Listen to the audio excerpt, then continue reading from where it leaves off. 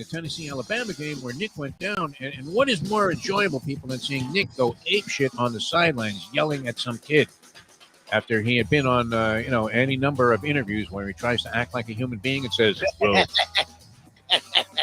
it's all about the kids. And then he Woody Hayes this guy. I mean, it was insane. I mean, he stopped just short of Bobby Knight, the kid, and strangling him, right there on the sidelines in the middle of a game. All that being said, now, people always made this equation, right, that penalties fall upon the responsibility of coaches. That it's not players that commit penalties, but if you have an inordinate number of penalties, an absurd number of penalties in a game, that it falls on the idea that maybe you're not coaching well. So then how would you ever justify Nick Saban's team getting penalized 17 times in a game against Tennessee? 17 times. That's crazy. Nick, what's going on there? Where's the discipline, Nicky boy? The time. Wake up with Defo, joined by Lubie. Welcome to the Defo Show.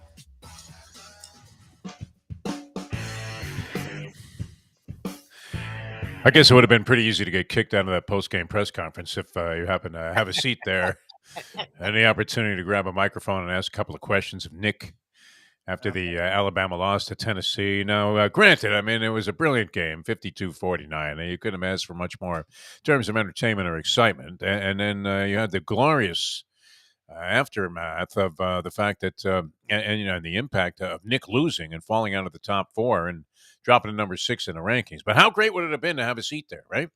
Hey, Nick, what about the 17 penalties? Is that on you?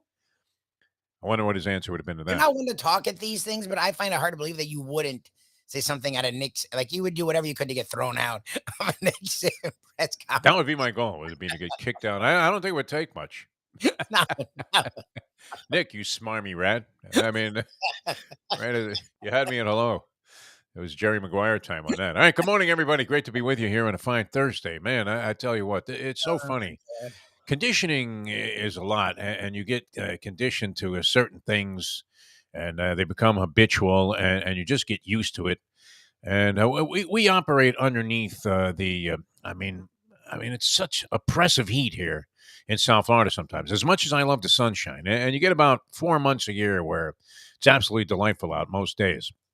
The rest of the time, I mean, it's a blast furnace. There's no question. And also wrought, and now Mike Mayo's new favorite word, laced with humidity, the atmosphere here.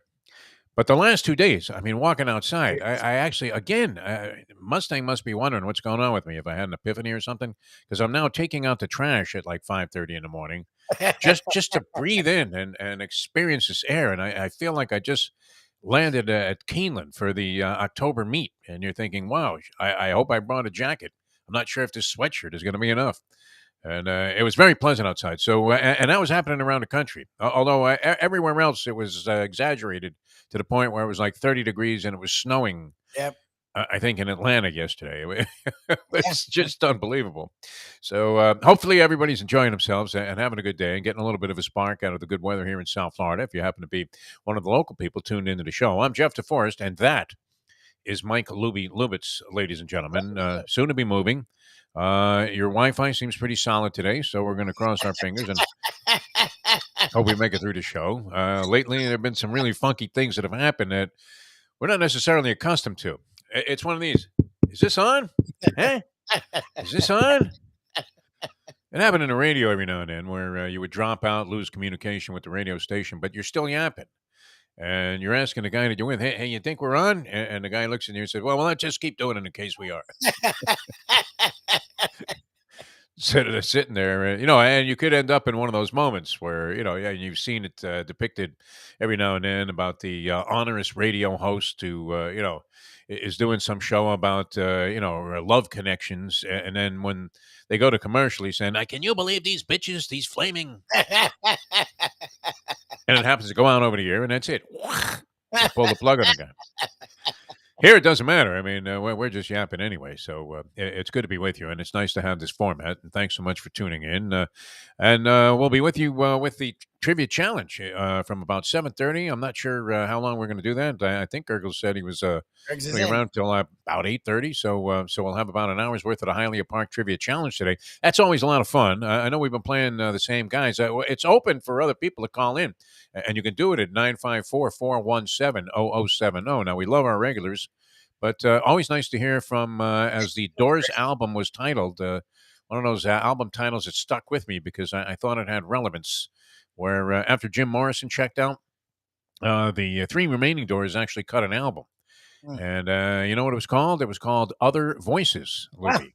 interesting. Other Voices, yeah. Because, I mean, these guys were all, I mean, they were very much a band where even though Morrison was the dominant factor, everybody contributed. Ray Manzarek, of course, was known for his keyboard work, but Robbie Krieger, John Densmore, the other guys in the Doors, very, very interesting players. So they had that album, Other Voices, and I've always subscribed to that. It's nice to hear from other voices Yep. here on the radio, I mean, and or on TV, and now with the streaming service, which, man, is this taking over the universe, this whole streaming thing? Everything is going to it. Yep. Padres started their own streaming channel. I think they're streaming their games. I'm not sure what their television package entails, but more and more teams are going towards this and having their own in-house streaming services and selling games. We've seen Major League Baseball now, NFL selling out on Thursday nights. Where tonight's action, Lubie, what do you think? I remember Cardinals Saints, man. A couple of teams been very disappointing so far this year. Cardinals Saints tonight. Yes. The Cardinals, I think, are at home and they're favored with Kyler Murray, and the Saints are really banged up. All of their wide receivers are out. I think Thomas is out. Yeah, I mean, they have just about everybody that's key in their lineup out of lineup. Cardinals are at home tonight. 2.5-point favorites over the Saints. That's a pretty temperate number, is it not? I'd be tempted to unload on the Cardinals in this game because I don't know. Can they continue to be this inept? As you know, you look at the way they've performed so far this year, and Kyler Murray, another guy that got a ton of money before the season started, and really hasn't. He had that one brilliant comeback where they beat the Raiders after they looked like they were totally defeated in that game, and he engineered a nice comeback, made some good plays, and then after that, it's been pretty much nada, senor.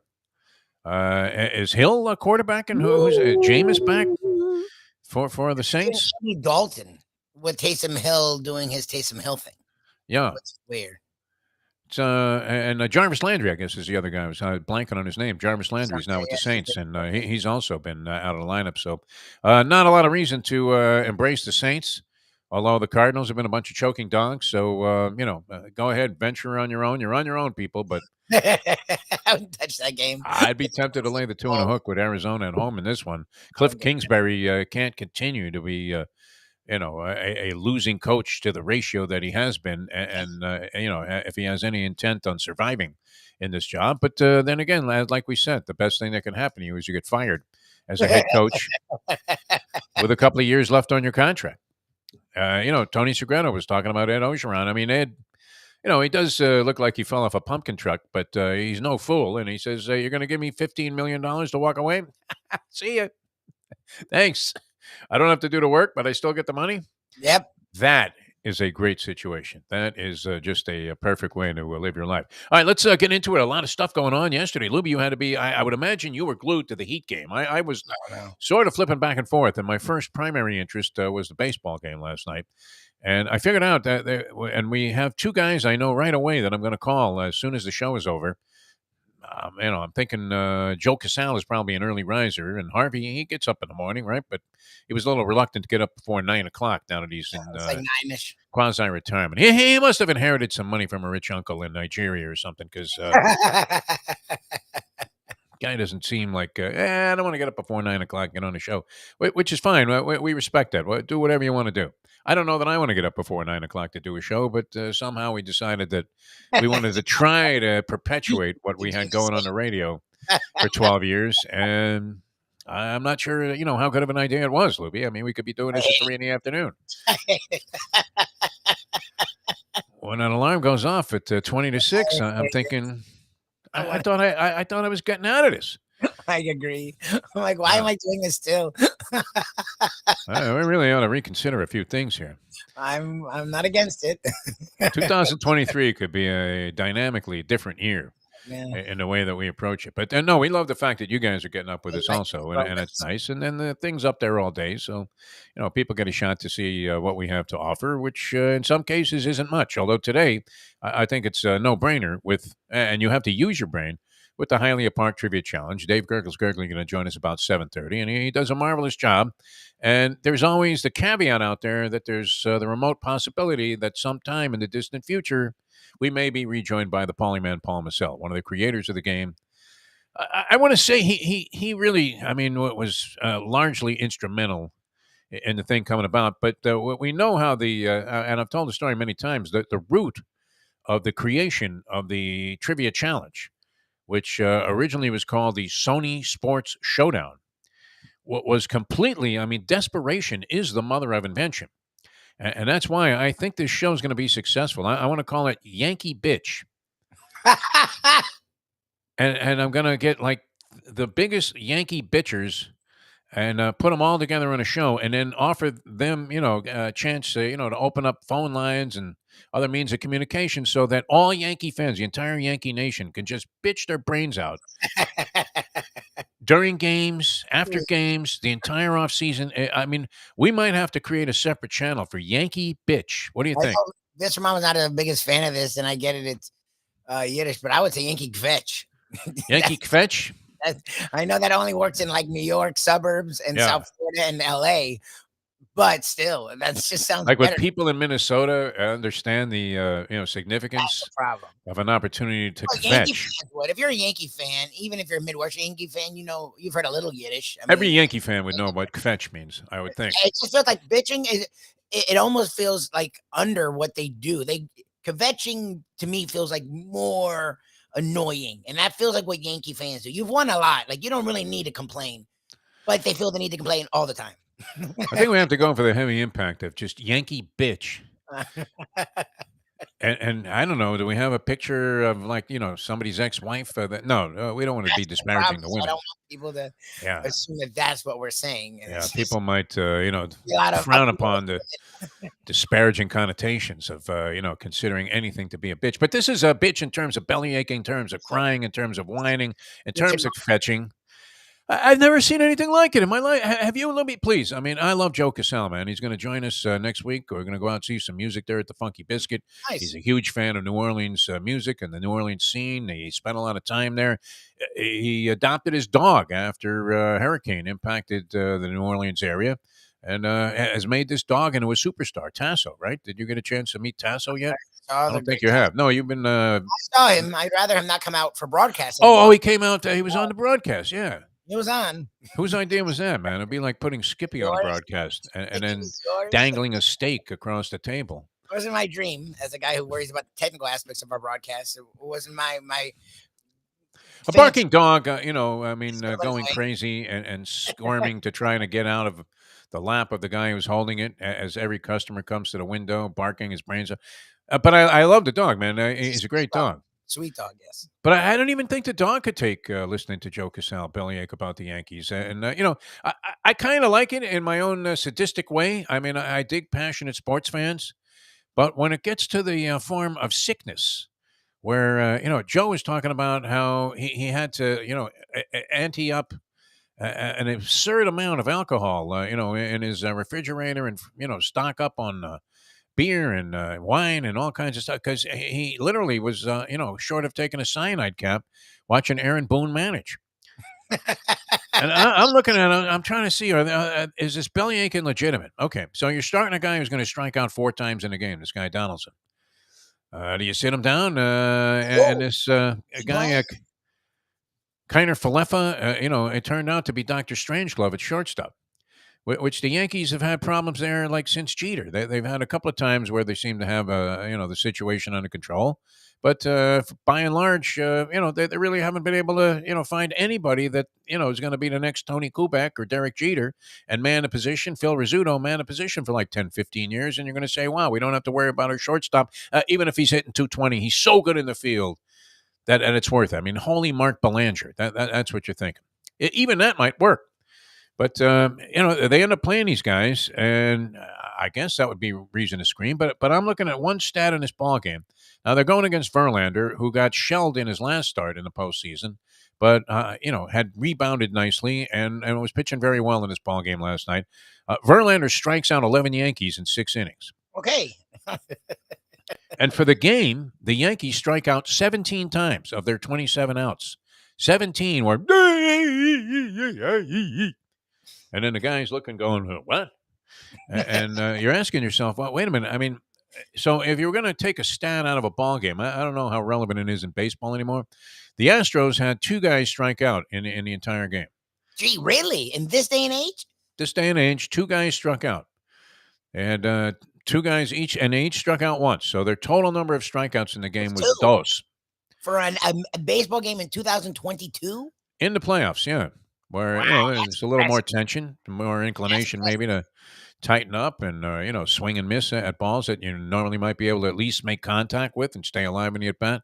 And the Yankees struck out 17 times. So it's kind of like if you looked, I don't know, can you equate it to turnovers or equate it to, like 0 rushing yards? I mean, what would be the equivalent football stat of a team striking, not putting a ball in play, 17 of their 27 outs? Yeah, you're just giving them outs. Like you're not. That's the thing with the Astros did. They only won by 2, but they're making the Yankees play. They dominated the game, even though the score was only 4-2. Yeah, They they're really making dominated all the way. It's like a soccer game when it's 2-0, and you and I Yeah. are like, okay. They're like, what a play, what a game. Like it's 2-0, guys. But within the game, there's things that you could tell that this team was probably going to win. That's the same thing with the, like if you're putting it's old school baseball. Like put the ball in play. Put it in play. Good things can happen. Yeah. And the Yankees don't have that. It's Omar. How are you blaming Boone? Didn't construct this roster. If you want to blame Cashman, fine. And Boone may suck. But how is it his fault that he struck out 17 times? It's just funny because he just won games 4 and 5, and all of a sudden, you realize if you were a Yankee fan, they're not firing a guy who makes it to the championship series in all likelihood. They're not getting rid of the front office people after your team made it to the American League Championship Series, and going against Houston, is no small order. And it's obviously a nemesis thing. By the way, it's kind of scary seeing Houston with all those electronic devices. The hell is that, right? They all had like, a little, what are those things called? Tablets, right? They all had that, and they're looking at stuff, and I'm thinking, what else do they have? Probably all of them are wearing wires, just like Altuve. Exactly. It's worse than having a meeting, one of those clandestine meetings where all of a sudden you realize, how come everybody in this room looks like a cop except the guy I'm supposed to meet? See all the gray Toyotas out there, and you're thinking, well, this is either like the IRS ganging up on me, the FBI is, sitting around ready to pounce here, so don't make any mistakes in what you have to say. But no, I mean, the 17 strikeouts, I would think would be the most enormous number, a glaring number that came off the pages of the box score and the statistical sheets. And, if you're going to find a reason that you lost the game, how about putting the ball in play? You hit it right on the head. At least force the other team to make some defensive plays, something. So, that I thought was the gist of that game. The Yankees did in the 9th inning, though. They got guys on first and second, I think, with 1 away. So one swing and a bat. I mean, get a ball in the alley there, and they're right back in it at 4-4. And can every possibility to come back, even though they played like a perfectly lousy game. I thought they were awful throughout the ballgame. They did get some mileage out of Jamison Taillon, their starter. But even he, I mean, pitching pretty well. It's so weird today because it's not uncommon to see the guy get taken out before he gets to qualify for a win or a loss, right? Well, he qualifies for the loss, but for the win, he's sitting there and giving up, I think, 3 runs maybe, and gone by like the 4th inning. You're out of here. And they're going to the bullpen that's supposedly a suspect that Aaron Boone has mismanaged so badly that somehow the Yankees still managed to win 100 games and have made their way into the American League Championship Series. But they're not getting any consistency out of Judge, and Stanton we know is inconsistent by nature. So even though they've gotten a couple of home runs, the Astros out-homered them last night, outpowered them, and are much more comparable in terms of the power categories, pointed out a zillion times by Bob Costas, than the Cleveland Guardians were, I mean, how many times did Costas say it? I should remember the numbers. That the Yankees have hit exactly twice as many home runs on the season as the Guardians. Well, that's not true with the Astros. They're pretty close in number of homers, even though the Yankees had a phenomenal total, largely sparked by Aaron Judge, who I think is like 4 for 25 in this postseason so far. So a guy that had carried the team on his back through the regular season suddenly isn't doing it, and you don't have a lot of other contributors because you do have guys like Donaldson in the lineup who go 0 for 4 with 4 strikeouts. That's insane. But to kvetch about it, I mean, that was your team. I mean, what's new about this, Lubie? And can you really put that game on Aaron Boone when 17 guys strike out in your batting order? I guess, you could say he shouldn't have played these guys and he had other options, but who's to say the other guys would have done any better? I don't know. But, wow, I mean, making contact, I would think, would be a critical aspect, especially in the playoffs where every pitch is so important. And, every little nuance seems to be exaggerated to where, it seems to be of overwhelming significance, even if a guy just hits a foul ball. So, yeah, that would have been the gist of the ball game to me. Inept at bats by the Yankees, who struck out 17 times to 2 Ks for the Houston Astros in a game. I just think Was that a pivotal game one? Pivotal? Would you say pivotal, Lubie? Sure. Pivotal? I mean, look, the fact that it was Verlander, you can sort of throw it away. The Yankees just came back from 2-1 down. I just think if you're in the ASLS, you're not firing the coach or the GM. Like, that's just not happening. They're ready to fire him all over again. Like, it's just not happening. You got to the ALCS. The Yankees haven't, you said yesterday, they haven't won since 2009. Like, I understand. Yeah. They've gone in these waves where they were great 60s, 70s, and they sucked in the 80s and 90s. And they were great the late 90s. And they were around in the 2000s, but didn't win. And they won that one with A-Rod. And then they, they haven't won consistently in 20 years. I don't understand. It's 13 years without a title. This idea that they're automatically going to win titles. You're in the ALCS. It's a good thing. Hey, look at the Dodgers. What did they win? One? I mean, these are two teams with enormous payrolls that have gone after and attracted virtually every high-profile free agent that was available, whether it was pitching or fielding or guys that hit home runs. They're all available to the Yankees and the Dodgers, and it's always an attractive destination either place. I would be more attracted at this point to going to L.A. because, they don't care in L.A. You could suck and you're still a hero. Whereas in New York, you could be a hero and you still suck. Yeah, I think we figured it out. It's the East Coast, West Coast bias. New York, you could be a hero like Aaron Judge and still get booed. L.A., you could be a complete disaster, and still, when you show up somewhere, you're getting the royal treatment, right? They couldn't be any happier to see you. Hey, look at that. That guy's on the Dodgers. That's great. All right, so that's how that one went. I was thinking all during the game, it was a pivotal game one, and I was also thinking, how suspect is it that all of these guys have these computer tablets that they're looking at to get information? What else were they getting while they were in the dugout there and in the bullpen for the Houston Astros? I think they should not be allowed to use any electronics anywhere near the stadium. They shouldn't even have lights on. To be in the dark. Do something about this, Manfred, man. Make something happen there. The other game, I'm sitting there thinking all day long that the Phillies game against the San Diego Padres, which I also have some interest in. I love playoff baseball. I really do. I enjoy watching it. I was primarily focused in on that Yankee game last night. And then I'm looking and going, wait a minute, how's that game in the 8th inning, the Padres and the Phillies? Isn't it going to be played after the Yankees game?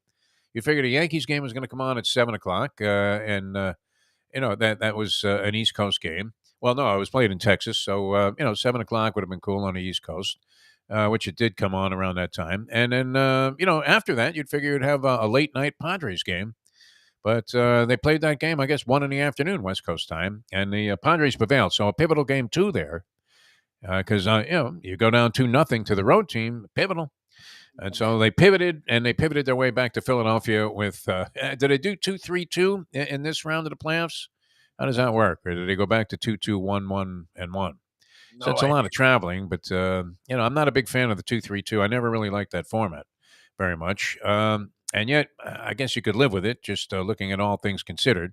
So we'll see. Gurggles probably a little upset yesterday, although he has to be happy and thrilled that his Phillies are where they are, and they did get the coveted split on the road. So in a pivotal game 2, the Padres rallied in a must-win situation. Every cliche applies in the postseason. You know this, Lubie. Every game, yeah.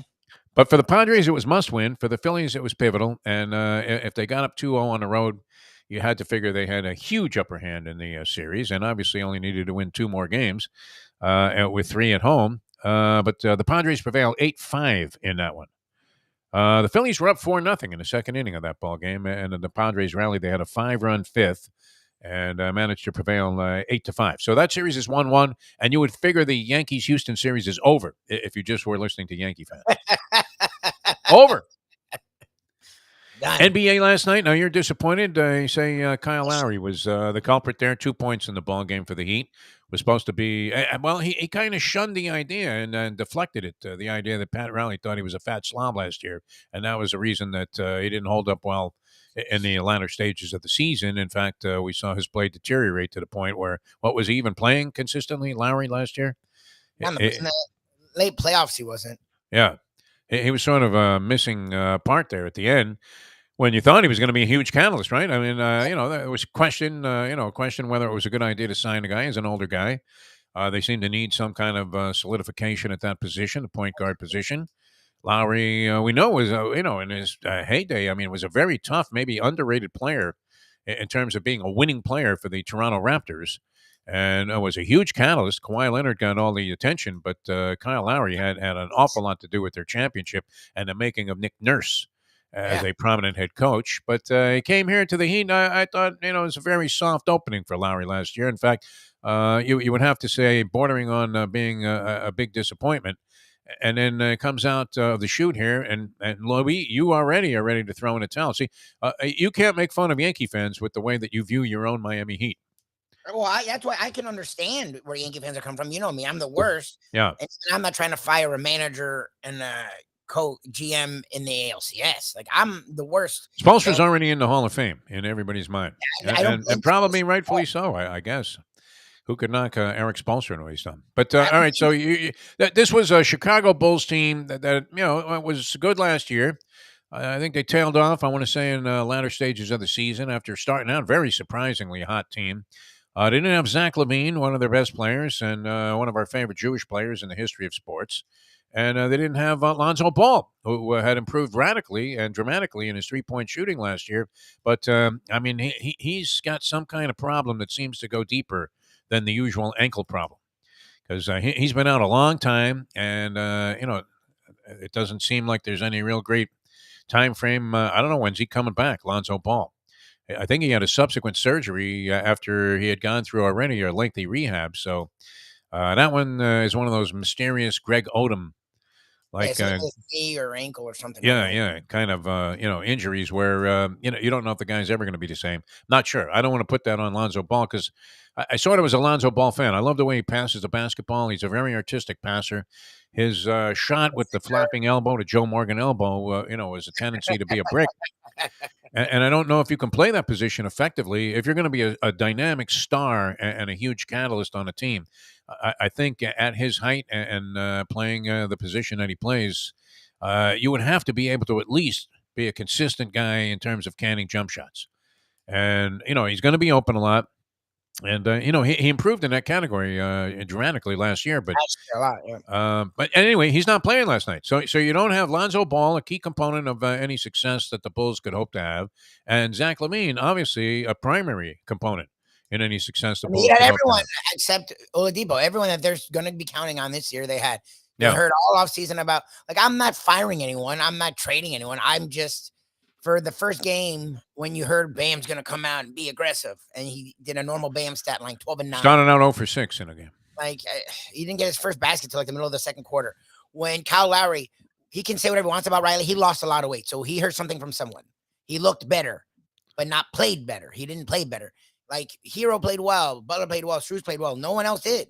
Caleb Martin wants to be taken seriously, didn't do anything. And you're playing a Bulls team that's undermanned. And they were down by double digits the entire second half. It's one game. I'm not throwing anything out. I still think they'll be fine. I don't know what to do with them. I'm waiting for these improvements from Lowry and Bam, which we heard all last season. We heard all off season through game one. Well, it's only one game. I mean, come on. I get it. Although a very flat effort in a home game when you give up 37 to DeRozan, and I think DeRozan's a great player. I mean, he's Kawhi Leonard without the range on the jumper. But, and I don't know, it's similar. I mean, a lot of the stuff he does looks very similar to Kawhi Leonard, does it not? I guess he's not as dynamic a defensive player as Kawhi Leonard is, because that was Kawhi Leonard's real claim to fame before he became a scorer when he was with the San Antonio Spurs. And then, of course, we saw him win a title championship there in Toronto. And it looked like he was primed to win with the Clippers. And a lot of people think the Clippers are going to be a championship contender this year. we shall see as Kawhi Leonard comes back after another mysterious year where he was out the entire season, Yeah, and and that's all that's we're not it's just exactly sure why. Right? It was like a couple of years ago when he sat the bench the whole year in San Antonio. Well, So he got hurt end of the year before, like he had surgery, so he yeah. was gonna be out all last year. Then they weren't going to rush him back. All right. So anyway, a lot of interesting action last night. Memphis comes back, and I guess the Knicks made a big comeback in that game. Memphis was leading, and they ended up winning the game in overtime, 115-112 of the Knicks. Jalen Brunson made his debut. Apparently, he was good. He had 15 points. Knicks, are hoping that that's enough to restore them to what looked like a real ascent that they were on 2 years ago, but they fell on their face last year, and a lot of questions started to surface about Thibodeau and usual thing you get about an older coach. Well, maybe it's a tired voice that he's got out there. But winning begets a more lively, impact on the team with your rhetoric or whatever. Because same guy, and people are thinking maybe they can make some noise this year. But Memphis is a real good team, and probably overlooked by many. I guess the eye opener was this New Orleans Pelicans score. And, of course, a lot of people were paying attention to that game. Zion Williamson coming back. He had a good ball game with 25 points. Played well. Brandon Ingram, is a dynamic star and was part of that deal with Anthony Davis. And he goes to the Pelicans, and you're starting to think in the long haul, maybe the Pelicans got the best of that deal. And he had 28 in the ball game. They beat Brooklyn handily, 130-108. Brooklyn, Ben Simmons, wow. Yes. What was that? You talk about Rodin size egg. I just looked in the box score there, and I saw what seemed to be just a disconnected Ben Simmons again. Goes 2 for 3 in the ball game. Takes 3 shots altogether. Now, I don't know that you want him scattering jumpers from all over the place because he's a bricklayer from the outside, but I'm involved. you would expect him to get more involved than that, and just by attrition maybe end up with 10 points. Yeah, layups, dunks. He's a great ball handler and facilitator. He should be going to the basket. He hits the line, but getting to the line, like nada from him, huh? 4 points, 5 rebounds, 5 assists. Yes. So very, you would have to say flat debut. Irving was in. By Ben Simmons. Kyrie Irving shot like 6 for 19, nothing special, and ended up with like 15 points in the ball game. So Brooklyn gets trounced there, but the Pelicans are a team perhaps a force to be reckoned with, right? They could be. They also have McCollum. Remember, they traded for McCollum last year. He's one of the best 2 guards in the league. They and the Timberwolves are very interesting because they have a lot of talent. They're young teams that are ready to explode. But the West has a lot of teams. So it's like, where can they fit in? It's like, that's the thing with the Lakers. Like, the LeBron AD thing doesn't matter. There's so many teams in the West. It's going to be hard for them to find their way when the rest of their roster sucks. Yeah, this Pelinka, one of the most charmed guys. Not only does he look like Rob Lowe, but he had made a lot of money as an agent, and now he's getting Jeannie Buss's capital for the next 5 years to be the GM of a team that everybody thinks the GM has completely blown to bits, even with LeBron James, doing remarkable things at the age of whatever he is. What is he, 39 now? Christ, how does this guy do it? Yeah. Jim Sarney, and I was going to mention this, Banchero made his debut for the Orlando Magic. I think he had 27. Sarney says 25. But Banchero, and that was the largest point total on an opening night, debuting number 1 overall pick since. This is a good cue for Dave Gurggles Gergely. Bring in Gergely. He probably knows this answer. Dave Gurggles Gergely going to join us here for the Hialeah Park Trivia Challenge. There he is. Oh, look at you in a jacket. Holy moly, man. Are you going to some mall to be a Santa today? What's going on, Dave?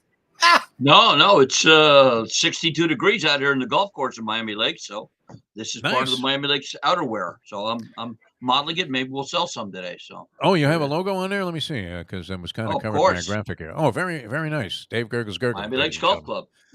And by the way, everything in the background with Gurggles is for sale also. And do you have a box of Perdomo cigars? Because they're for sale too. Anything we can do, man, to sustain this thing. You know how it goes. Banchero had 27, 9, and 5. What I think Sarney's saying is, they always do who had 20, 10, and 10, 25, 5, and 5 or more. He was one of the first or last guys in a long time to do that. All right, so the trivia question is this. Banchero's 27, Dave Gurggles Gergely. represents the most points by an overall first-round pick in his opening NBA debut, in his first game in the NBA, since...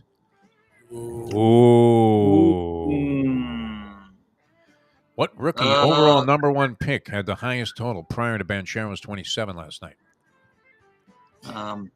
I would say it's in your wheelhouse, my friend. I'll give you a hint. Okay. Hal Greer. No. You're not that far off. I mean, you're probably 2 eras ahead of what the record was or who accomplished the record. But it was the 76ers, and it was Allen Iverson. Oh, Ivo. The answer. The answer was the answer. That's redundant. The answer was the answer. Yes. I mean, and that's how we roll here on the Hialeah Park Trivia Challenge. All right, what's going on in your life there, Dave Gurggles Gergely? I know you said it was a very busy season for you. Larry Little been rolling around there. I mean, how are plans going? Well, that's not till Hialeah December, Park? but we just finished our member guest tournament, and it was a World Cup theme. So each of us had World Cup jerseys. We gave away a trophy like the World Cup. Yeah, really wonderful event. The World Cup trophy. A kick out of it. You should go to Orvieto, Charles Orvieto, and get him to remake the World Cup trophy. That is the ugliest trophy in all of sport, no? Well, I don't think so. I think it looked pretty good, actually. As a matter of fact, you guys would have got a kick out of this. There was 4 different flights of 6 teams each to play in the tournament, named after Pele and Maradona and everything. But then our golf director took players from each flight and made them horses, and they had pari-mutuel betting on horses every day on how many points they'd score in their matches. I bet 10 across on one horse, and the last day somebody beat me by half a point for 3rd place. So that's were you screaming for the wire? Were you out there at 18 no, I was going, actually keeping.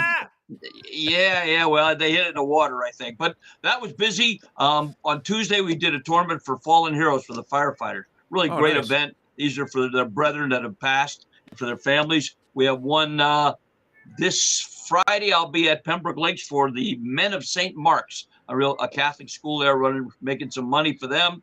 I got 3 next week, actually 4 next week. So it is a busy time, and we're glad to have it here because next June we're going to tear all of this down. What?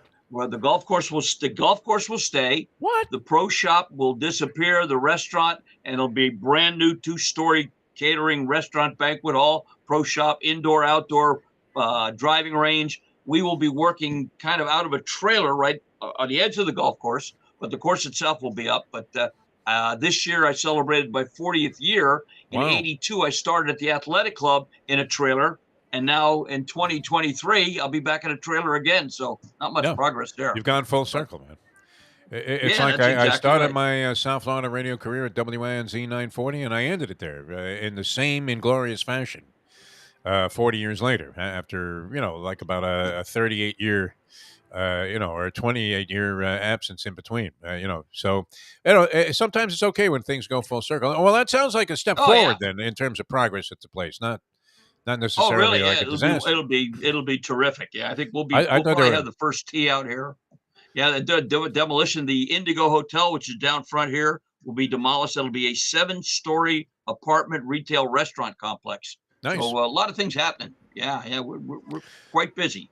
But, did the Graham still have that? And how did the Panthers do? How did the Panthers do last night? I didn't hear that from you guys. Did the Panthers win? They beat the Flyers. They beat the Flyers. They beat the Flyers. Okay. 4-3. Nice game by the Panthers. They really came on in the 3rd period of that game. Got kind of a greasy-looking goal there. Was the game winner, as it turned out.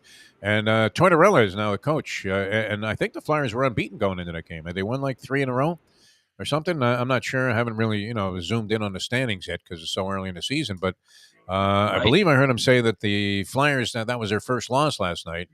And it's oddball scheduling in the NHL because there was a game that came on after with Seattle playing somebody and against the Blues. The Blues had already played 4 games and Seattle had played 1.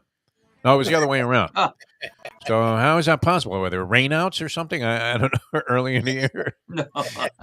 But Tortorella, is now the coach there of the Flyers. I think he's trying to bring back, the old, Broad Street bully type of theory. But, a knuckleball, man, from one of the Panthers skaters. I forget who scored the goal. I'm not familiar with the guy.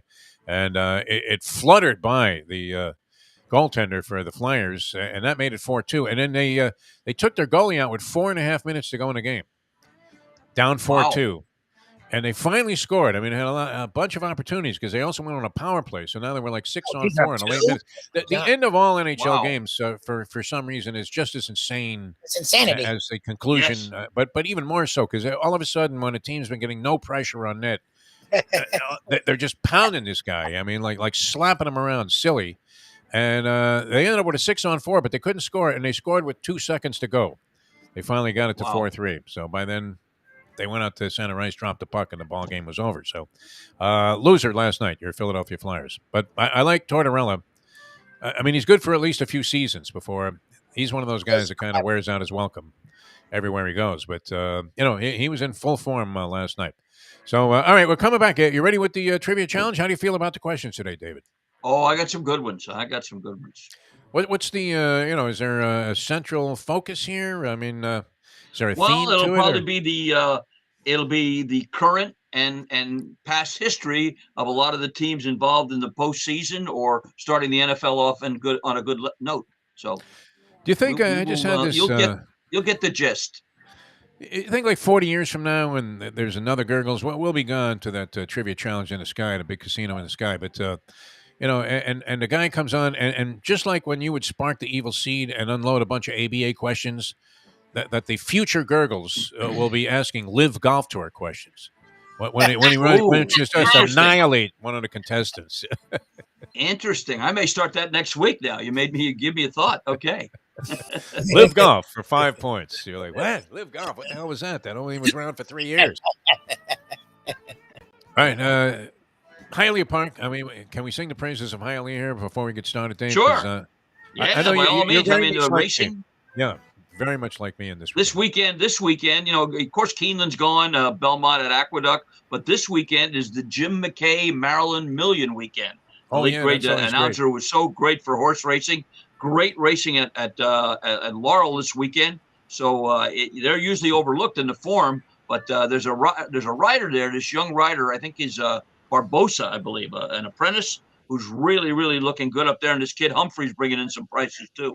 So if you're playing Laurel, take a look at that. But the easy place to go is Hialeah Park. Get your racing form right there.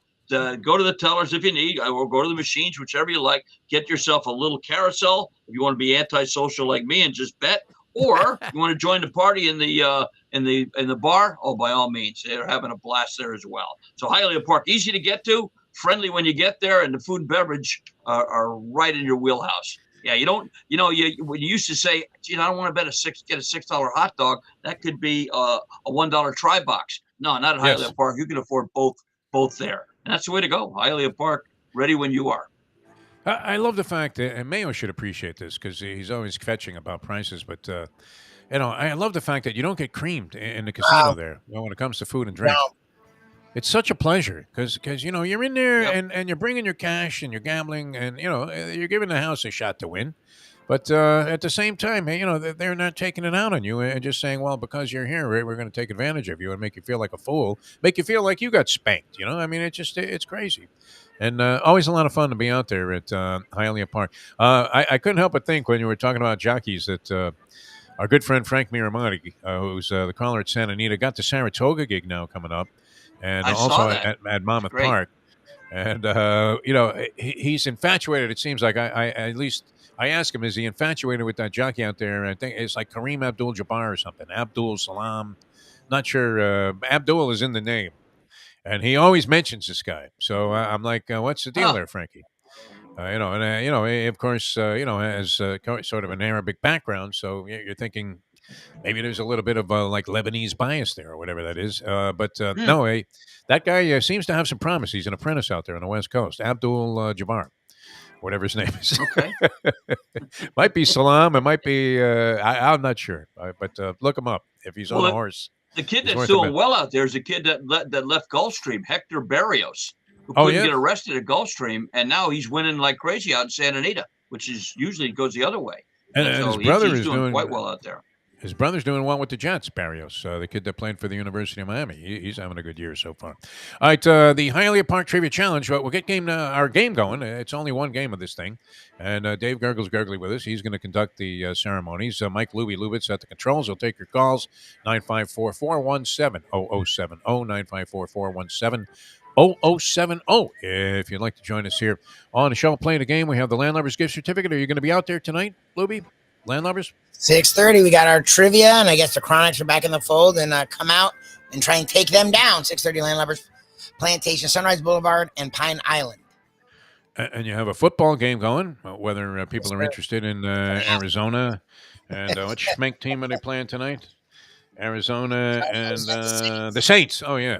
Missing their entire offense. That was your secret sleeper team to win the Super Bowl, Lubie, wasn't it? The Saints? Really good. I didn't realize Kamara and Thomas and Jameis and half their Jarvis offense. Landry, yeah. I didn't know that going in. All right. Well, these things happen, right? That's why call it gambling.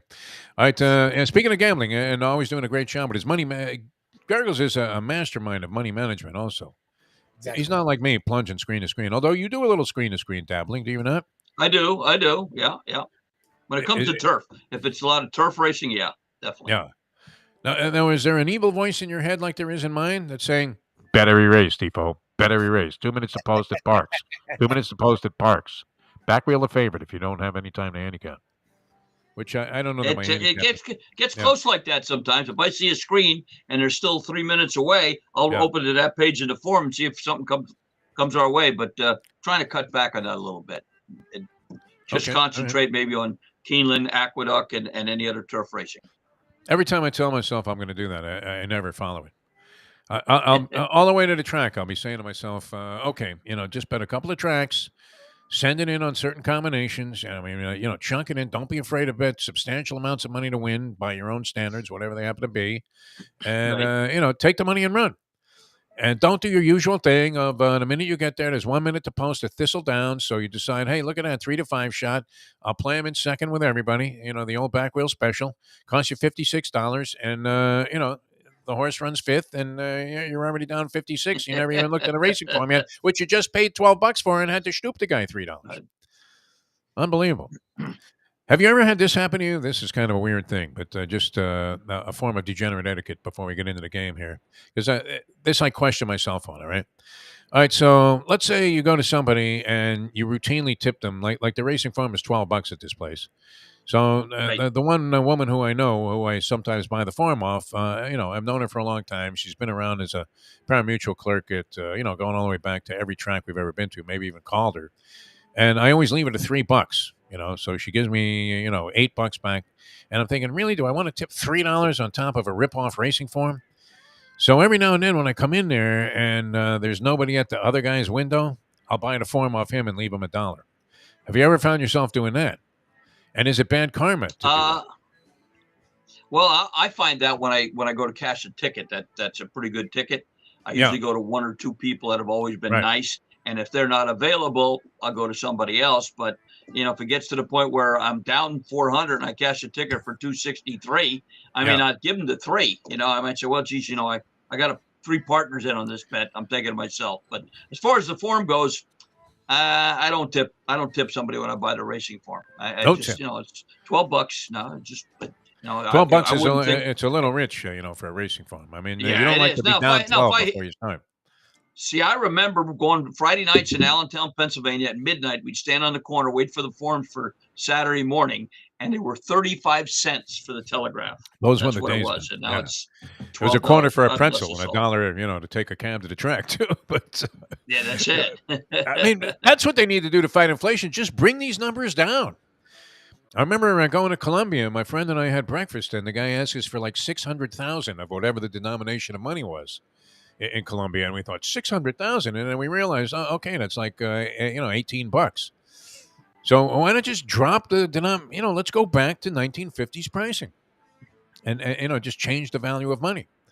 So there's less money available, but everything's $1 again. And dollars might be a little bit scarce since we've turned really the $20 bill is yesterday's 5, is it not? The 20? Yeah. Oh yeah. Yeah, pretty much. Right? Even my Beat the Broadcaster, on the Beat the Broadcaster, I used to charge $10, and nobody had $10 bills. So I said, okay, let me make it 20. Make Works out better that way. No worries. Well, I could put 10 in my pocket. That'd be great. All right, Dave Gurggles Gergely with the Trivia Challenge. We're going to get right into the game here, so be ready with the telephone, 954-417-0070. Hialeah Park Trivia Challenge here on South Florida Live, the Defo Show. We got Mike Lubie Lubitz. I'm Jeff DeForest. And back with Dave and the game in a moment. Now that. The time. 7:51. Ponies in Style at Champions, the outstanding simulcasting room at beautiful Hialeah Park. Yes, the grand old lady of thoroughbred racing has never been more vibrant, and you can wager on the races from the top tracks around the country while enjoying a cocktail at the Brass Rail Bar or any of the fine food served throughout the facility. If poker is your game, you're covered in style, and you can play all your favorite Vegas-style games, including blackjack, craps, and roulette, in Hialeah Park's sizzling hot casino. Get a player's card when you walk through the door for all kinds of generous amenities, including our favorite, free play, when you come out to the ultimate casino and entertainment destination, Hialeah Park. Hey folks, Tony Segreto here. You know, since day one, Catholic Health Services has been part of Old School. And since we've started letting people know about them, it's changed their lives. You see, Catholic Health Services, while being recognized as one of the top places for stroke rehab in the country, it's also about a group of people who not just excel in what they do, from the doctors to the nurses to the therapist, on and on and on. It's how they do what they do every single day that separates them from the pack. They do it with a passion, unmatched, and the inclusion of family in every step of the process. Trust me when I tell you this. If you want the best, unmatched rehab with a special group of skilled, caring people, there is truly only one place, and that one place is Catholic Health Services. These days, we're all looking for comfort anywhere we can find it. Thank goodness for Landlubber's Raw Bar and Grill in the Plantation location, because they are making sure you are as comfortable as possible. First of all, they're not only open for delivery and pickup. All you have to do is go to landlubbersbarandgrill.com for both pickup and free delivery. Their hours have changed a little bit. Monday through Thursday from 3:30 to 10, and Friday, Saturday, and Sunday from 11:30 to 10. You're going to have the best wings in the world. You're going to have a great burger. You're going to have their amazing soups. Again, Landlubbers, Raw Bar and Grill. It's nice and easy. Just go to landlubbersbarandgrill.com for both your pickup and free delivery. Thank goodness for Landlubbers for making you always feel right at home. Hear me. I am your new president. From this day on, the official language of San Marcos will be Swedish. Silence. In addition to that, all citizens will be required to change their underwear every half hour. Underwear will be worn on the outside so we can check. Furthermore, all children under 16 years old are now 16 years old. What's the Spanish word for straitjacket? Power has driven him mad. Welcome back to the Defo Show. An excerpt from the latest Ron DeSantis pep rally. As his bid is clearly for president, although he's going to trounce Charlie Crist in the gubernatorial race. I haven't seen any numerology pertaining to that, but you can just tell. I mean, imagine how they were screaming. Chris had to call up his ad agency and said, "Why couldn't we come up with something like that?" With that tearjerker DeSantis has with his wife. He picked me up off the floor. Okay, sure. I don't know. Maybe he did, maybe he didn't, but he's still like more extreme than Attila the Hun. I mean, what are we talking about here? So anyway, but those ads are trouncing. I mean, you wouldn't even know Charlie Crist. What's he running for? That one, he has no idea what's he running for. Yeah. You may as well drop out of the race and just concede right now, because those commercials are killing him. They're killing him. He has no chance, man. Send him a Perdomo cigar, Dave, Charlie Crist, and tell him, next time run a little bit more of a compelling campaign. All right, we're ready for the game here. And, this is not like the game of politics. This is a legitimate game where intelligence wins. All right. And a little bit of, you would have to say, a large impact of luck factor. By the way, I do have to issue, I'm sorry, Dave, the disclaimer before we get started here pertaining to something else that we've said on the show. We are not responsible for your gambling losses. So if you go out to Aqueducts, like our friend Anthony is planning on doing, and backwheeling the favorite in the first race in my honor, although I probably would be inclined to do the very same thing, If you lose, That's on you. it's not on us. Not on us. All right, let's get this thing going now with Dave Gurggles Gergely because we want to get a lot of players in. If we can, you can dial us up 954-417-0070. And what we do, I mean, we mentioned this man and a diehard Yankee fan, but he would not be a candidate for Yankee Bitch, the new show that we're developing here on South Florida Live, Dave. So the Polyman, Paul Massell, and baseball season very much in the air. Sorry about your Phillies yesterday, but they did what they had to do, right? They got the big split, coveted split on the road, pivotal game 3 coming up. And we'll begin with Dave Gurggles Gergely in dedication to the Polyman and some. Easy baseball. This television broadcaster on egos in the game of baseball said, Reggie Jackson wouldn't get into the batter's box until he knew we were back from commercial. Of course, Bob Uecker, on the other hand, wanted to hit during the commercial. Was it Al Michael, Gene Michael, Lorne Michaels, or Michael rowed the boat ashore? Hallelujah.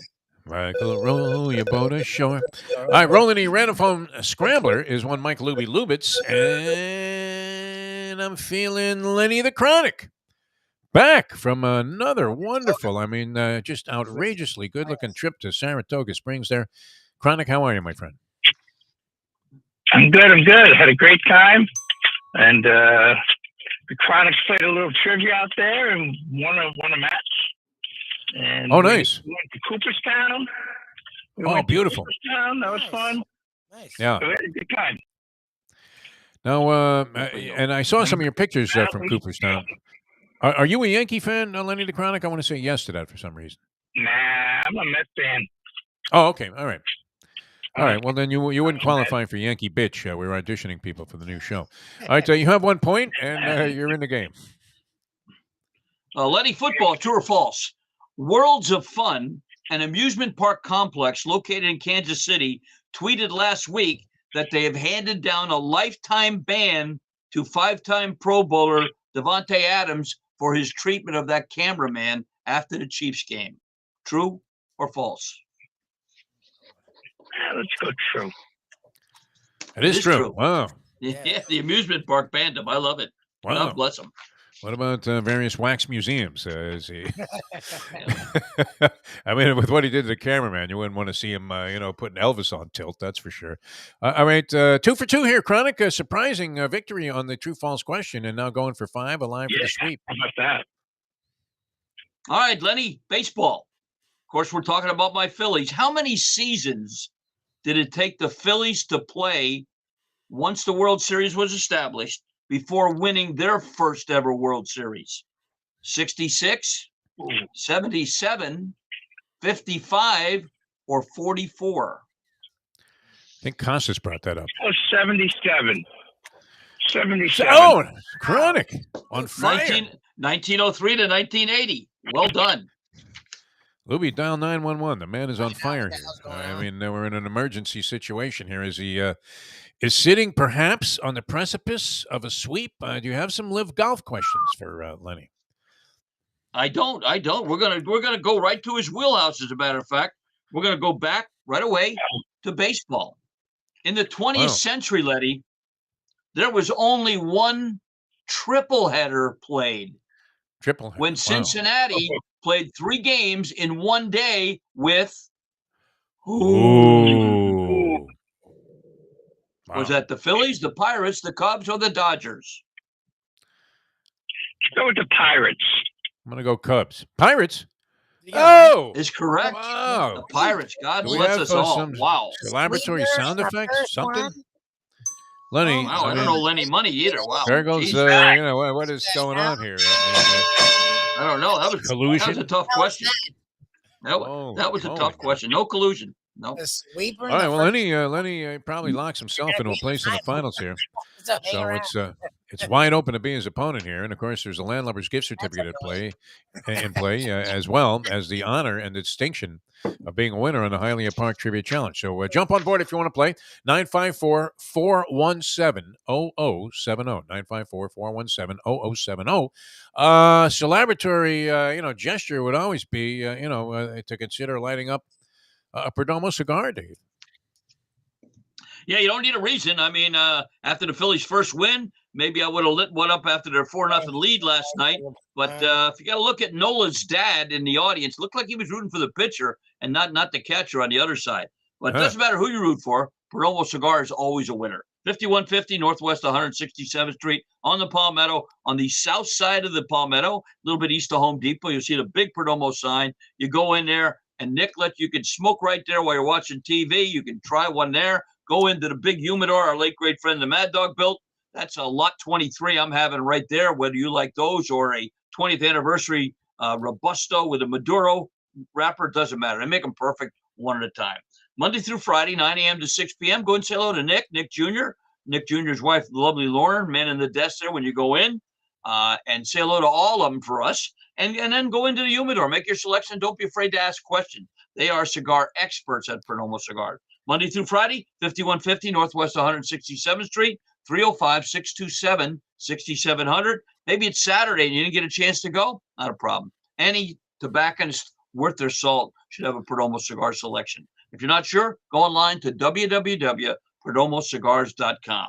So this weekend, when you enjoy football, I'm not making any predictions because my only prediction is Perdomo Cigars always are winners. They don't have to cover the spread. They win outright. Every time you talk about the Mad Dog, of course, and loved by everybody, universally so, and cigars, I can't help but think about my Orson Welles moment that I had on the radio many years ago, and it always makes me laugh because I can still hear the Mad Dog saying, "What if I put the lit end of my long cigar right in your eyeball, Defo?" Because we were trying to do a mock of the Jim Everett thing, where I kept calling the Mad Dog the French Poodle because he was afraid to say things about the Miami Dolphins, and he went into the whole shtick about go ahead and say that again. I said, "You're a French Poodle, Mad Dog, a French Poodle, Mad Dog. Forget about Perro Bravo, French Poodle." And so we feigned a fight, and the producer at the time, I believe, was a young Scotty Mack. I don't know if you remember this guy. And sure. He had some sound effects that really made it sound like there was a tussle going on in the studio there. And, we did the, appropriate yelling and screaming and then sort of had to go to a commercial all of a sudden in the middle of a segment. So years later, I mean, I'm walking around the stadium, and, after the Mad Dog had passed away and people are coming up to me going, "Boy, I hope you guys had time to resolve that issue that you had." and they always believed that was like a real thing, man. So, that's always great. And I'll never forget the Mad Dog because he kind of wasn't inclined to go along with that sort of gag material, and then slowly open up. And then, that was like an epiphany for him. And he went on to be one of the, more interesting broadcasters that we had and beloved by everybody for his various, opining about things like the stench of cow manure hovers over Hard Rock Stadium, which it will still be there. I don't know if they lose to the Pittsburgh Steelers coming up this week. All right, we're coming up back with more of the game in just a moment here. Or did we do that already, Louie? No. We got to. Haven't broken. Okay, good. We break. What are you doing? I'm getting like Mayo on that show. What am I talking about? I don't know. An old Hank? An aging Hank? Is that the two?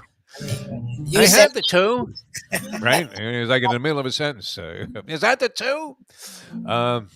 I don't know if you should put an old geezer like me out at the racetrack late, in the ball game. That might be prohibitive. All right, coming back with more in a moment. Dave has more questions for you, and we'll play as many as we can. So, line up on the phones, 954-417-0070. Chronic, I mean, I'm overwhelmed, I guess. Because I'm frustrated. I feel like Gurgs. I'm actually mad, and I'm never mad at him. I want him to do well. It was like when Stan hit that 3-run homer. Right in the first inning off Savali, and you thought, "Hey, that ball game's over, man. I may as well go to the beach."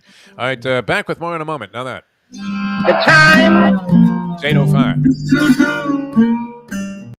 Folks, Tony Segreto here. Let me ask you a question. What do you look for when you go out to eat? Good food, obviously, friendly atmosphere, not too loud, but good energy, reasonable prices, and a place where you feel comfortable. All those ingredients, no pun meant there, are hard to find unless you're talking about the Texas Roadhouse. You see, they encompass all of those attributes. Really, really good food, amazing atmosphere, good for a family, good for a date, or just a night out for yourself, and prices that will make you extremely happy. Their ribs, unmatched. Steaks, hand cut every day. Everything, and I mean everything, is made on site, including their incredible bread. It's the one day, folks, that you can forget about low-carb diets. Trust me when I tell you, Texas Roadhouse, your restaurant, your destination when you say, where should we go and eat tonight? From the newly renovated sports bar to the beautiful bayside views captured at the Tiki Bar, Jimmy Johnson's Big Chill has it all. Located at mile marker 104, the Big Chill also offers waterfront dining while experiencing breathtaking sunset views of the Florida Keys. It's simply the hottest spot in the Keys to cool off. That's Jimmy Johnson's Big Chill at mile marker 104 in Key Largo. For more information, call today at 305-453-9066.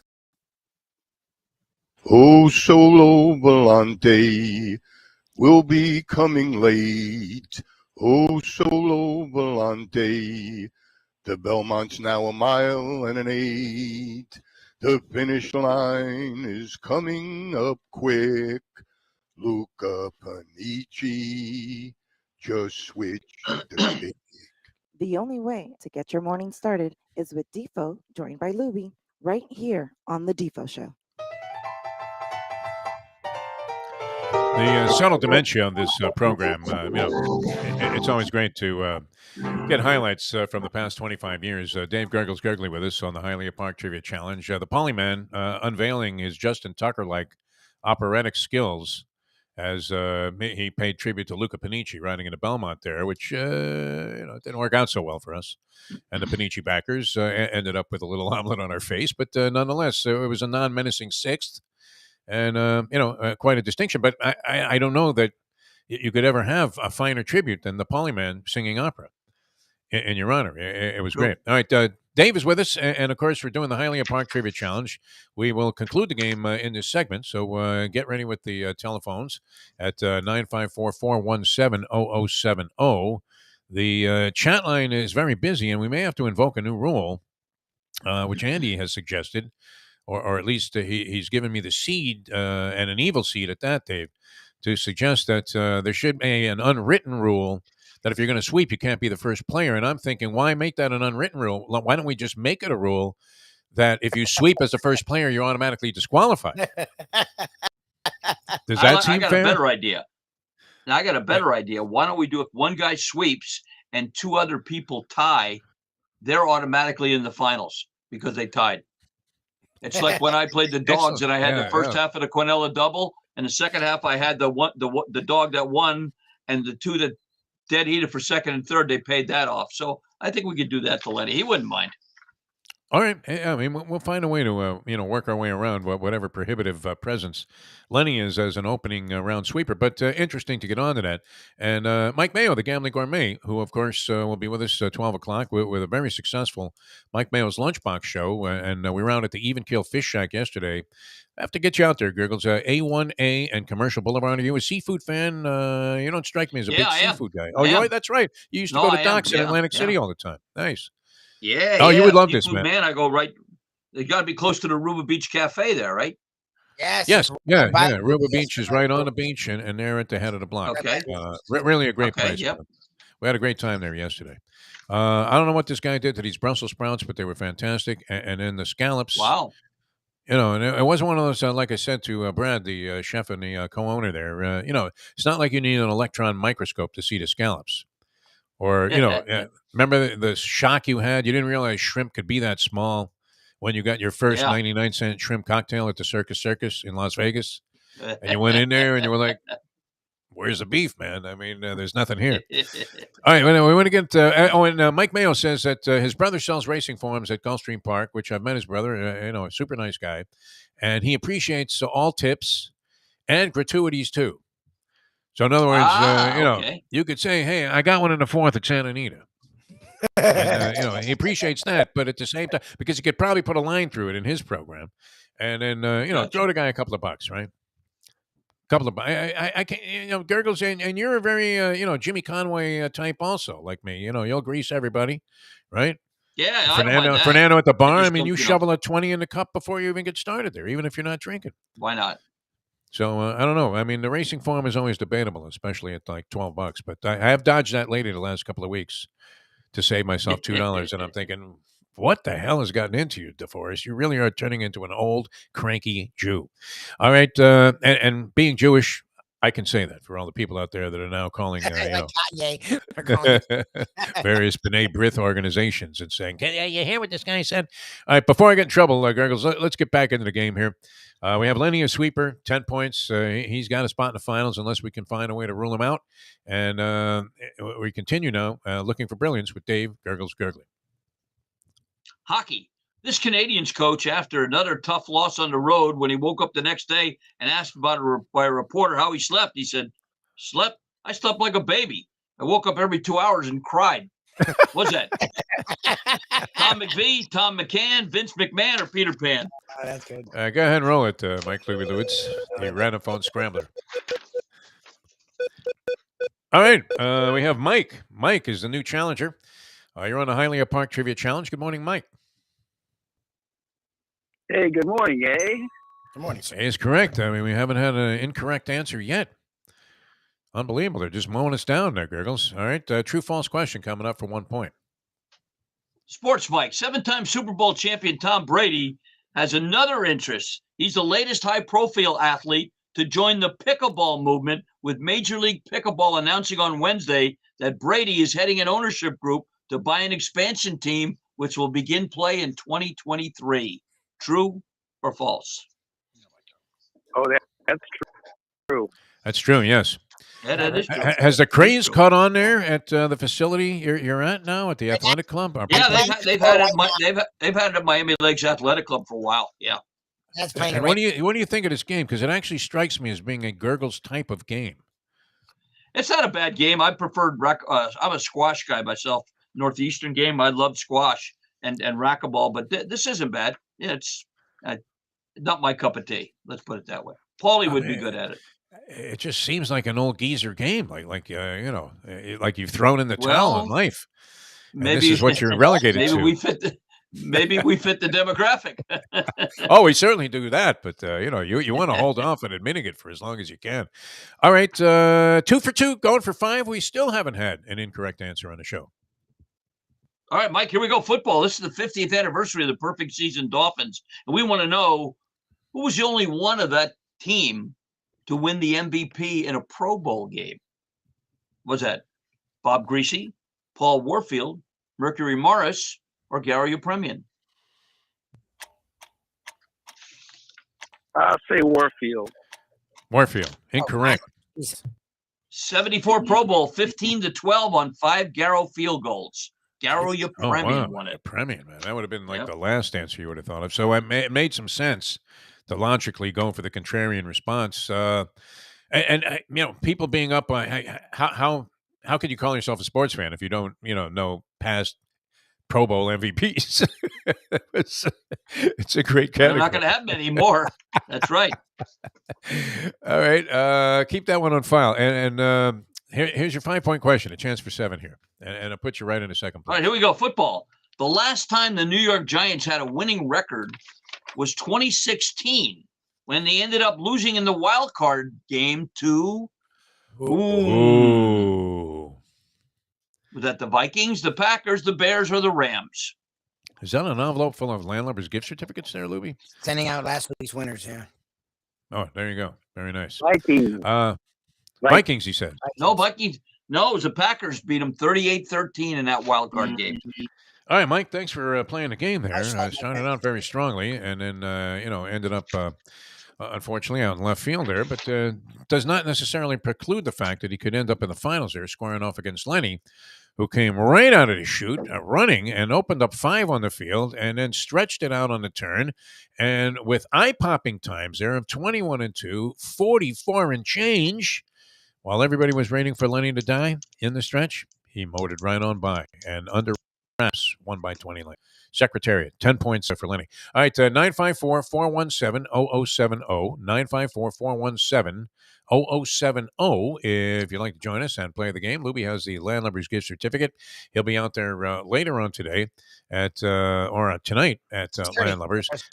That'll be a good spot, man. With the baseball game, what would you be more inclined to watch? Did you know that Philly game was an afternoon game yesterday, Gurggles? Did you whiff on I that like watched I it. did? I left work at 4:15. I was on the couch at 4:30 watching that game right there from the start. As a matter of fact, yep. When they went up And you 4-0, were those 4-0. 4 runs were they were cheap runs though, and that concerned me at that time. It really did. But then back-to-back home runs by the Padres lifted them right up, and then the crowd went crazy. And hey, it's a 1-1 series. I got no complaints. Oh, you have to feel pretty good. I mean, this was improbable. Did you have the proverbial stick on the Phillies that you bet every year No, up until this one before the season to I win the don't World bet Series? baseball. I don't bet sports, believe it or not, as much as I like horse racing. I don't bet them, and I especially don't like to play totals or year-long things because there's $100 somebody sitting with collecting interest on you for what 300, 162 games. No, not for me. Interest, I mean, it depends where you have this money placed. I guess I would rather put it in the hands of Bernie Madoff and take a shot that he was legit than get the interest rate that you get from most banks today, which begins with a decimal point and a series of zeros.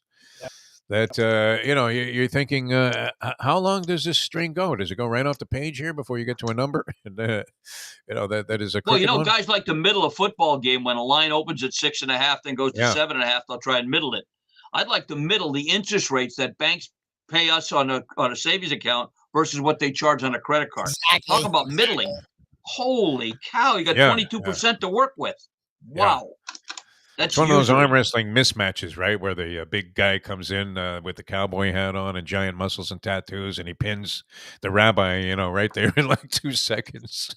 And you're thinking, I'm getting flattened by these guys in these rates. All right, let's continue with the Hialeah Park Trivia Challenge. Yes. We have Dave Gurggles Gergely. So far, Lenny with 10 in the winner's circle right now, or a leader, and the catbird seat. And we continue with more questions from Dave.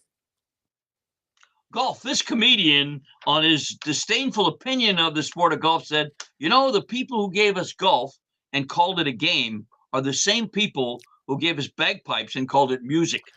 What's that? Jackie Vernon Downs, you Downs, or Kentucky Downs? I used to like the sound of steel drums too, but you know what? When you walk into a bar on the beach there and you got the steel drummer, aren't you tempted just to do one of those Animal House things with Belushi and Stephen Bishop, where you take the guitar and just bust it up? That shit. Great. All right, we have Ron. Ron's ready to play the Hialeah Park Trivia Challenge. Good morning, Ron. Good morning, fellas. Let's go with A. On the money once again. You have 1 point and you're in the game. And speaking of steel drums, there's a show on TV called Bar Rescue. Yes. And the other, it must have been they had Frank Tallarico on. Yes. With the Tiki Bar. Oh, they showed it must have been a few years ago. Yeah. That was several years ago. It was interesting. I watched it. Yep. And you're obligated to just take any amount of shit from the guy if you're the restaurant owner. And he did. In a little bit. And you take it very humbly. But Frank, we just saw him with Mike Mayo's Lunchbox on Lubie's birthday on Monday. We were out there, did a show from there, and he told me at the time, he said, you know what, it was worth being embarrassed like that on TV because the guy gave us $60,000 and we renovated the whole bar.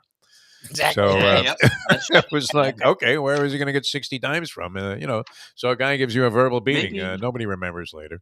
Who maybe it was. we could get that guy to do like another show called Radio Rescue. Yeah. And, $20,000 a piece. And why not? Streaming Rescue. Yeah, it'd be good. Yeah, it'd be worth having a guy insult us. I mean, we've been insulted by better. All right, where are we at here? Going for this is a true going false. for 4 points. We're on true false. Oh, with the true false question. Very good. All right, here we go, Ron. Football. Believe it or not, in 1987, Pope John Paul did a mass for 75,000 people at Arizona State's Sun Devil Stadium. Before they had the mask, they had to cover the word devil on the stadium. True or false? Oh my God. Question. Let's go true. True. It is true. That's true. Yeah. I thought you were going to say before the mass did they have like a Michael Carbajal fight or something at the stadium? I thought it was going to get really bizarre with the Pope involved. All right, that's a good one. 2 for 2 here, Ron, going for 5 in second place. All right, let's take you back to the Padres' initial start in Major League Baseball. Who did the Padres play against in their major league debut? Oh, good one. Milwaukee Brewers, Chicago Cubs, Houston Astros, or San Francisco Giants? Let's go Chicago Cubs. I'm going to go Giants. No, It's Astros. No, they could beat them again in the World Series. They beat the Astros 2-1, April 8th, Wow. 1969 at San Diego Stadium. You got that from Costas. That was one of the things he threw out there. One of those tidbits. No, I don't listen to that dweeb. He's not my cup of tea. Like All right, shot at 7 points here, Ron. Let's see how you do. Okay, Ron, here we go. Football. Our late great friend, the Mad Dog Jim Bandich, who we just talked about, not only won 2 Super Bowl rings with the Dolphins, but added a third with the Steelers after an unsuccessful tryout with what other team? Wow. Was that the Redskins, the Cowboys, the Browns, or the Eagles? Oh, boy. Let's go Cleveland Browns. Browns. No. And you may remember this. The Dolphins cut him. The Cowboys brought him in for a tryout.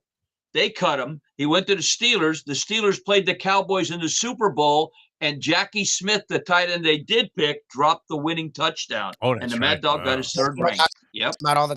It was Mad the Dog was Cowboys. short-handed. Yeah, I mean, they would have done well right there if they had just gone ahead and kept the Mad Dog Jim Mandich.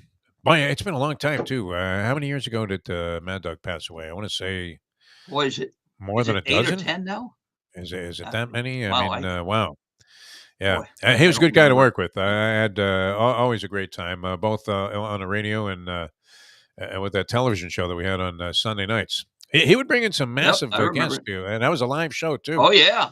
Yeah. Yep. And Channel 33 would go down to the studios there, 10 o'clock on a Sunday night, and it was quite an elaborate production. MGM Productions, I remember. Yeah. I came The on to rehearsal, Santa Claus a couple of years. Oh, yeah. The rehearsal never went well. Yeah. And We'd be lining up right before the show, trying to work out whatever, coordinating some highlights, and doing a voiceover live over the highlights, and it was totally discombobulated. And then the show would start and it would come out fine. So that was always good. Even if there was nothing in the monitor, you at least had seen them the first time. There were a lot of technical glitches in that particular production. All right, let's play one more before we go to the finals. We know Lenny's going to be there, so at this point, and Sure. we have non-qualifiers. I mean, among the other two, right? So we're looking for an opponent here for Lenny in the finals. We hope somebody makes a score. So Dave, fire off the next question. Set of questions. boxing. This legendary heavyweight on his economic woes recalled, people always say that money talks. Well, all it ever said to me was goodbye. Who's that? The late, great Joe Louis, Marvin Lewis, Lewis and Clark, or Archie Clark? All right, Lubie, rolling a scrambler for the last time here. Oh, wow. I mean, talk about this guy's been in scenes with virtually every famous actor on the scene. I'm surprised he's not in The Rock's new movie. Pat, you're on the Hialeah Park Trivia Challenge. Good morning, Pat. Good morning, guys. A is correct. Very good. Done, Pat. Sticking with baseball, Pat. Wheel of Fortune host Pat Sajak, now they're in their 40th year, I believe, doing Wheel of Fortune. Growing up in the Chicago suburbs, was an all-county high school shortstop and was offered college scholarships to both Marquette and Loyola of Chicago. True or false? I'd say Jack. I'll say false. I would say false also. Yeah, you're right. That's false. Yeah. The flashy second baseman, Pat Sajak. Now, no, I don't know that we'd ever hear Vin Scully mentioning Pat. All right, 2 for 2, going for 5. All right, Pat. Let's go back in Padres history. Who was the first ever manager of the San Diego Padres? Was that Preston Gomez, Jerry Coleman, Don Zimmer, or Jack McKeon? Coleman. I'm going to say Zimmer. Preston Gomez, as a matter of fact. Preston Gomez. Wow. He didn't have exactly a distinguished career as a manager, I don't believe. Although, well respected, of course, when he got that job. All right, 5-point question? Yes. Okay, Yep. Here we go. All right, this Phillies player holds a major league record for most stolen bases in a single season without being caught. Oh, wow. Tony Taylor, Jimmy Rollins, Juan Samuel, or Chase Utley? Oh, Jesus. Juan Samuel. I'm going to go Rollins. Utley? Chase Utley, 23 in a row. Ah. All right, well, here's the situation. If we disqualify Lenny, then we could play two of the people that had no total. We can't disqualify Lenny. But I think right. we may. Let's roll the scrambler here and see what happens in terms of who Lenny's opponent is going to be. And then while all that is taking place, we'll get another word about Perdomo Cigars here from Dave Gurggles Gergely. Yeah, I'll be on the golf course tomorrow at Pembroke Lakes smoking a Perdomo cigar, and you can do that too. 305-627-6700, the number to call. We'll be open today, 9 o'clock, open till 6, or go by in person. 5150 Northwest 167th Street, south side of the Palmetto between 47th and 57th Avenue. Stop in there. They make you feel right at home, and they sell them perfect one at a time.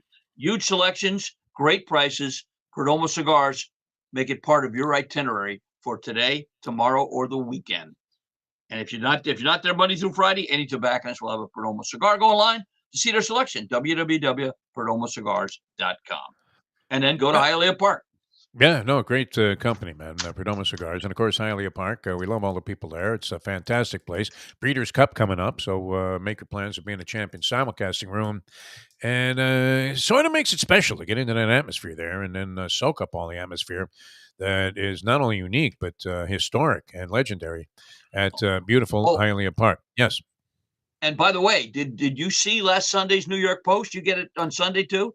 On yes. the advertisement for the big thing that Leslie Visser was going to host. That's right. We sent her a picture of that. I took a picture of it and sent it to her. Mistress of Ceremonies, they called her. So, that was great. I nearly fell off the throne there as I saw that. And I got so excited, I called everybody I knew. And it was like, wow, Leslie's picture in the Post here. I mean, could it get any more distinct than that? All of the awards she's won, Lifetime Emmy Achievement Awards and things like that. And, Hall of Fame, NFL Hall of Fame. I don't think there's any, larger and more respected distinction than having your picture in the New York Post. I really believe that. Or even getting a mention from Mushnick. I sent her the picture. And I said, look, you're in the Post. She goes, what do you mean, Defo's toilet paper? That's what she called it. Don't go anywhere without it, man. I mean, it's great. Look at this smorgasbord of odds that I'm looking at here. And you can only get all of this compact in, the New York Post sports section. Yeah, still one of the great sports sections, I think, in America. $3.25 on a Saturday or Sunday at a newsstand down here for the Post. Well, believe me, they're not giving me any bargain on the delivery. But the good news is it comes almost every day. A guy misses a couple here and there, and they fire it early in the morning. So since I'm up early, it's really for me, it's a guide because you can go online and look up a bunch of stuff, and it's a pain in the ass. But when you could just thumb through it, yes. And then it's all there in front of you. I mean, I find it an invaluable tool. The funniest thing, speaking of the Post, I was thinking about this in my walk of life the other day. Weird scenes that you've been in your lifetime, and times where you realize that maybe the game has passed you by. So Lubie and I are in a meeting about social media, and they were all concerned at the radio station about social media. And they had a guy whose job was obviously on the line because he was failing in his category. And he calls it a meeting to try and get everybody pumped up to contribute in his social media. And I walk in there and, here I am already an old geezer compared to these young guys that are on the FM Hispanic stations and all of the other stations that were involved in this meeting. And I'm carrying a New York Post. And I'm thinking most of these guys wouldn't even know this was a fucking newspaper. I mean, and they're like, what are you doing with that? And I couldn't have been any more out of place at this new, approach that we were going to have with social media. And I'm sure, I may as well have just turned to the classifieds right then and there. So I realized my days were numbered. All right, we're going to have Lenny versus Pat here for the championship Hialeah Park Trivia Challenge. Right. And congratulations to Lenny on sweeping the game. He will be live and eligible still, but we don't have those restrictions out at the radio station where if you won any time in the last 6 years, you're ineligible to win another prize. Because we don't care. You can come in there with like $200 worth of gift certificates, and Sufreen will go, what, Lenny, again? And Pat, has been a frequent winner on the show as well. And both of those guys, I think, will be out there with Lubie tonight. So we're wishing both of you guys luck. Dave's going to fire off a question. Call out your name if you'd like to answer right away. If nobody answers right away, we offer multiple choice. We go back and forth until we have a winner. Good luck, gentlemen, for the championship pair, Hialeah Park Trivia Challenge. Dave Gurggles Gergely. As our friend the Paulie Man would say, a little known fact, Defo. Yes. The 72 Dolphins were 17-0, but they lost 3 preseason games that year before the season even started. This is going to be one impossible. to Green Bay, right? One to Detroit, and the other to Okay, tough one. Was There's that multiple Philadelphia, choice. San Francisco, Minnesota, or Washington? Pat. Who is it? Who was it? Hi, Pat. 49ers. Crisco, no. Incorrect. 3 left for Lenny the Chronic. Was it Philadelphia, Minnesota, or Washington? Let's go Philadelphia. Eagles. No. 50-50 on Two left Pat. for Pat. Or else a back Was it door. Minnesota or Washington? Minnesota. Oh, baby. Wow. He sweeps the The board team in they the beat back that door. year's Super Bowl, the Redskins beat them 27-24. Back then, they had 6 preseason games in 72. right. How about that? Wow. That was always fun to cover, when you were on week 5 of Dolphins post. Congratulations to Lenny. Now, is that unprecedented on the show? I can't imagine that's happened. Check with the Elias people, Gurggles, if you don't have this off the top of your head, where a guy has opened the game with a sweep and then finished the game with a backdoor championship win.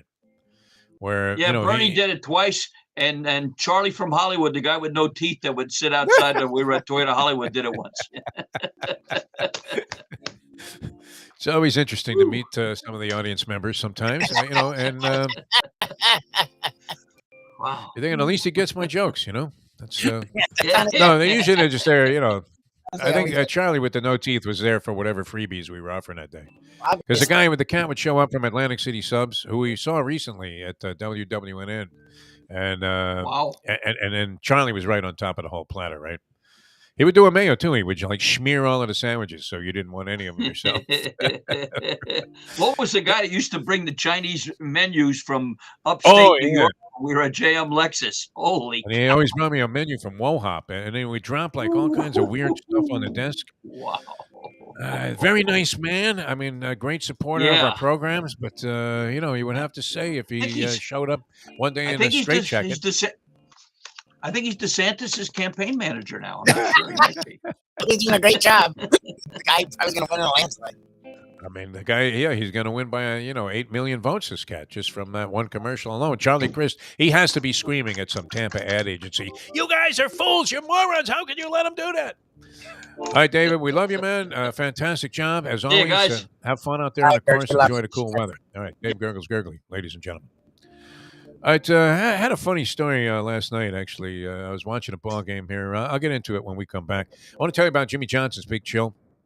And thanks, of course, to Hialeah Park for continuing to support the Hialeah Park Trivia Challenge, Dave Gurggles Gergely, and the shows here on South Florida Live. Jimmy Johnson's Big Chill, and we're working on the arrangements. I'm hoping. So Sarnie texts me. He's like, "Why do you guys keep talking about this? Why don't you just go?" I'm like, "To have Jimmy there." So it's just very important. Show up, crossing our fingers. Oh, is Jimmy here today? Like that's the whole point. Is anybody seen Jimmy? A year ago, it went really well. We had a really good time. We want to relive that experience plus more, hopefully with a little Mayo action, maybe a Dave Hyde. All right, you're popping in, a little bit there, Lubie. I don't know what happened there, but you were coming in fine for a while. I mean, and we want to be popping in there, Jim. I mean, we have to make the arrangements because we're going to have to get a lot of people out there. Now, Jim Sarney also says, and I think we can. I always love when people go through some kind of epiphany, metamorphosis, transformation, however you want to characterize it, because Jim was telling me that he was not a fan of anything, like extraordinary on a pizza. Yes, he said that. And I appreciate that, man. You know what? If I had my, choice, I would probably, try to find a place in New York where you could get that same greasy cheese dripping pie that I grew up with. And I would have to say that while there are a lot of other great pizzas out there, and, I don't know why people are searching for that in South Florida, because you're probably not going to find it. I mean, you could come close, whatever, but close is no cigar. But you could develop an appreciation for other things, and the unique, innovative pizzas that we have. I mean, lately the new craze is this whole New Haven thing with the pizza spot. This place we're going on, Friday tomorrow with Mike Mayo's Lunchbox. Came down from New Haven. Pepe's, I think, is the name of the joint. And and there's Beats. So this is kind of saturated. The marketplace, and of course you had Anthony's Coal Fired, which is sort of a revolutionary approach to pizza in some ways, right? Meatball and Regana from Anthony's Coal Fired. Was that not your favorite, Lubie? Yeah, they do a good job. Great stuff. All right, so I'm largely with Sarni though in this regard, but the Italian Fisherman Pizza. I mean, I don't even know. I mean, it's hard to just qualify it as a pizza because it's more like a seafood paradise that takes place. Yeah, that's what I and told the combination is sensational. Where at first you're thinking, who wants a lobster on a pizza? I want a live man crawling on that thing, and have them, boil it or steam it right in front of my eyes there. Well, that was, yeah, that was what was interesting about it is both the pork. Hearing about Jimmy loves the pork nachos. Yeah. I kept hearing about the seafood pizza, and I'm like, I don't want either of those things. I'm not gonna lie to you. And then they brought it out. I was like, oh, okay. Now I know why they talk about these two items because they were amazing. That's what happened with me. I mean, and you're gonna love everything there. See, now I'm a big fan too of going to the Keys and getting like a fresh mahi dish, whether it's pistachio encrusted or something Mike Mayo might find on the menu of a fine dining restaurant, or just thrown on like a really good roll or something, and or a bread presentation that it just epitomizes what you're looking for in a seafood sandwich. I'm starting to, I don't know. That wasn't really very well put. I would have to rewrite that sentence if I was writing one of those Mike Mayo food reviews. Sorry, Mike. I didn't mean to butcher it like that. Wow. It's damn good. See, I can just say it. It's damn fucking good. Just do that, yeah. Yeah. But there's nothing like it, too, because the first time I went down there to the Keys, my very first trip, I stopped at the Island Marana Fish Company, and they had like the freshest fish going there at the time. Now you can go various places, and I guess even then, but and you could notice a difference, like if something was just caught like within the hour. Yeah. It's great. So I mean, and you get all of that at Jimmy Johnson's Big Chill, including like a dynamic place. So you see the clips here when we play the spot for him. Yep. I mean, it looks every bit as glorious as that, and then some. Yeah. And then you're down there in the trenches, man, watching games and yelling and screaming and having a good time and watching and listening to great live bands. Tremendous atmosphere. I mean, once you get out of that silly Florida City situation there, where you're thinking about getting some sandwich at a gas station, forget about that. We're stopping in at the Mutineer for some chicken tenders, that were frozen. Get down to Jimmy Johnson's Big Chill. Have a real good time. Mile marker 104, Overseas Highway. That's in Key Largo. All right, we're coming back with more. Funny story. I'll get into it when we come back, involving the boxing world and my friend Sean McNamara. Okay. Who was over last night. I kind of wish there was in-game betting. There was, I'm sure, but I think, this might be an edge that geezers who have watched baseball and football their whole lives, and you get up there in years, and you can anticipate like every play. This guy's going to ground out to short. He's going to hit a two-hopper. And are you a craps player? You never really played a lot of craps, right? I like watching it. It's one that's like fun as a spectator because everyone becomes like a group and they all get in together. Oh, yeah, no, it's fantastic. A guy gets on a run, and a guy will get on a run, and you start feeling the numbers, right? You can start, to sense the numerology, almost as if you had, ESP instead of ESPN on in the background. And you're thinking the next roll is going to be 2 and a 6, right? And you can bet that it's going to come out exactly that way. It will not be a 3 and a 5 to make an 8. It will not be a pair of 4s to make an 8 a hard way. It's going to be a 2 and a 6, and it's called a hopping 2-6, right? Okay. And the guy puts your money on, and if it comes up 2-6, you win like 35-1 or something like that. I think it's 30-1.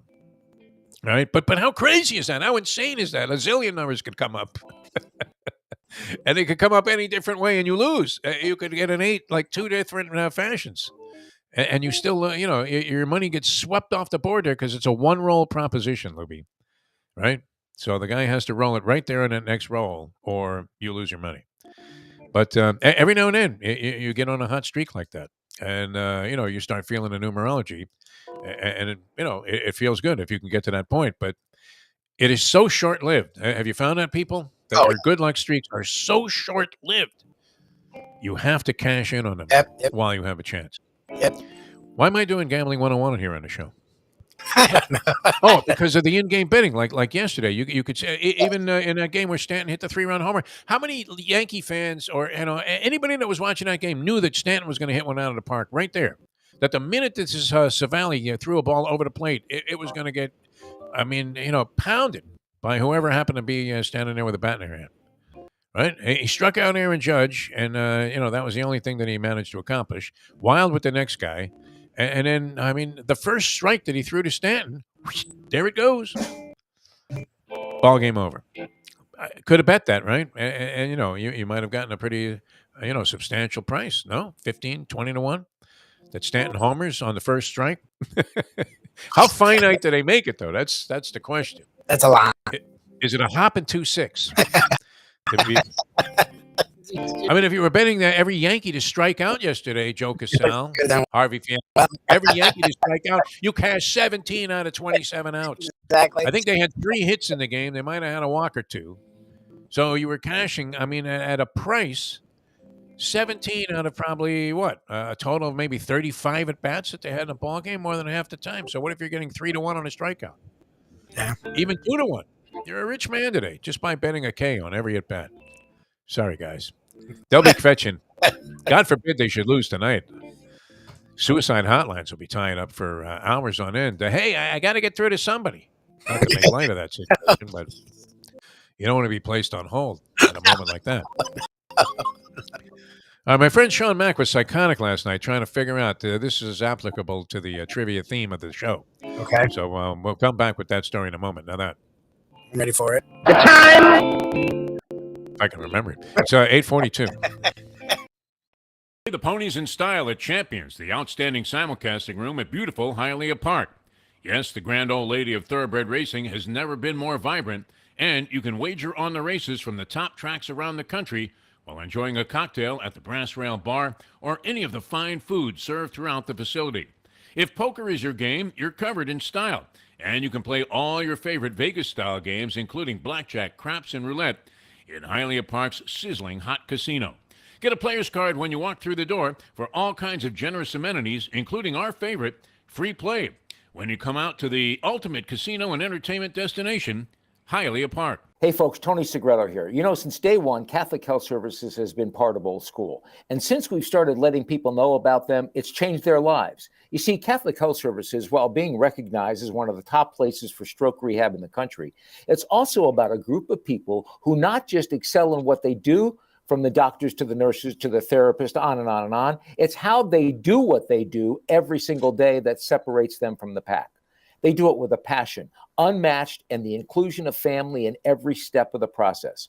Trust me when I tell you this. If you want the best, unmatched rehab with a special group of skilled, caring people, there is truly only one place, and that one place is Catholic Health Services. These days, we're all looking for comfort anywhere we can find it. Thank goodness for Landlubber's Raw Bar and Grill in the Plantation location, because they are making sure you are as comfortable as possible. First of all, they're not only open for delivery and pickup. All you have to do is go to landlubbersbarandgrill.com for both pickup and free delivery. Their hours have changed a little bit. Monday through Thursday from 3:30 to 10, and Friday, Saturday, and Sunday from 11:30 to 10. You're going to have the best wings in the world. You're going to have a great burger. You're going to have their amazing soups. Again, Landlubbers, Raw Bar and Grill. It's nice and easy. Just go to landlubbersbarandgrill.com for both your pickup and free delivery. Thank goodness for Landlubbers for making you always feel right at home.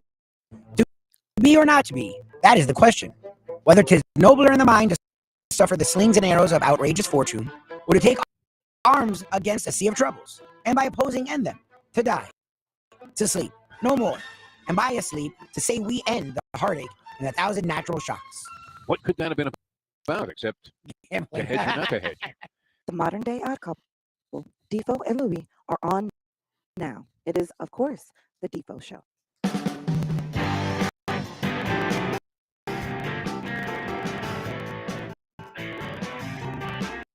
All right, tomorrow is going to be a full-blown Degenerate Friday, and always great to get into the weekends. They've been spectacular, and you have so many things you can bet on now with NBA action. I don't know how sick our audience is. Are you inclined to bet hockey? Some people feel that that is a very comfortable bet to make. I don't know that I wouldn't feel a little bit of, as the doctor says, you might feel a little bit of discomfort here. It's like that's a nice way of saying you're going to be retching in pain in about 2 seconds. So that is often a compromising situation when discomfort is involved. But I don't know. Do you feel any discomfort betting hockey, Mike Lubie Lubitz hockey? We made a couple of hockey bets with Mike Mayo on the playoffs last year, and it made them the games far more entertaining to watch. So letting a couple of bucks ride on a hockey game, I think, would be appropriate. I enjoy watching it, but with money on it, I think it would become far more intense. There's no doubt about it. But all kinds of odds and ends all over the place, and we'll get into all of that. And then later on today on our Believe podcast, and the reason I brought this up is because this man is always spectacular on our Believe podcast, BLEAV. And you can punch it up, Believe Networks. And about 11 o'clock today, we'll have Brandon Lang, 2 for the Money fame, and his handicapping choices for the weekend, which he always has. And you would have to say a rather different approach in terms of the presentation.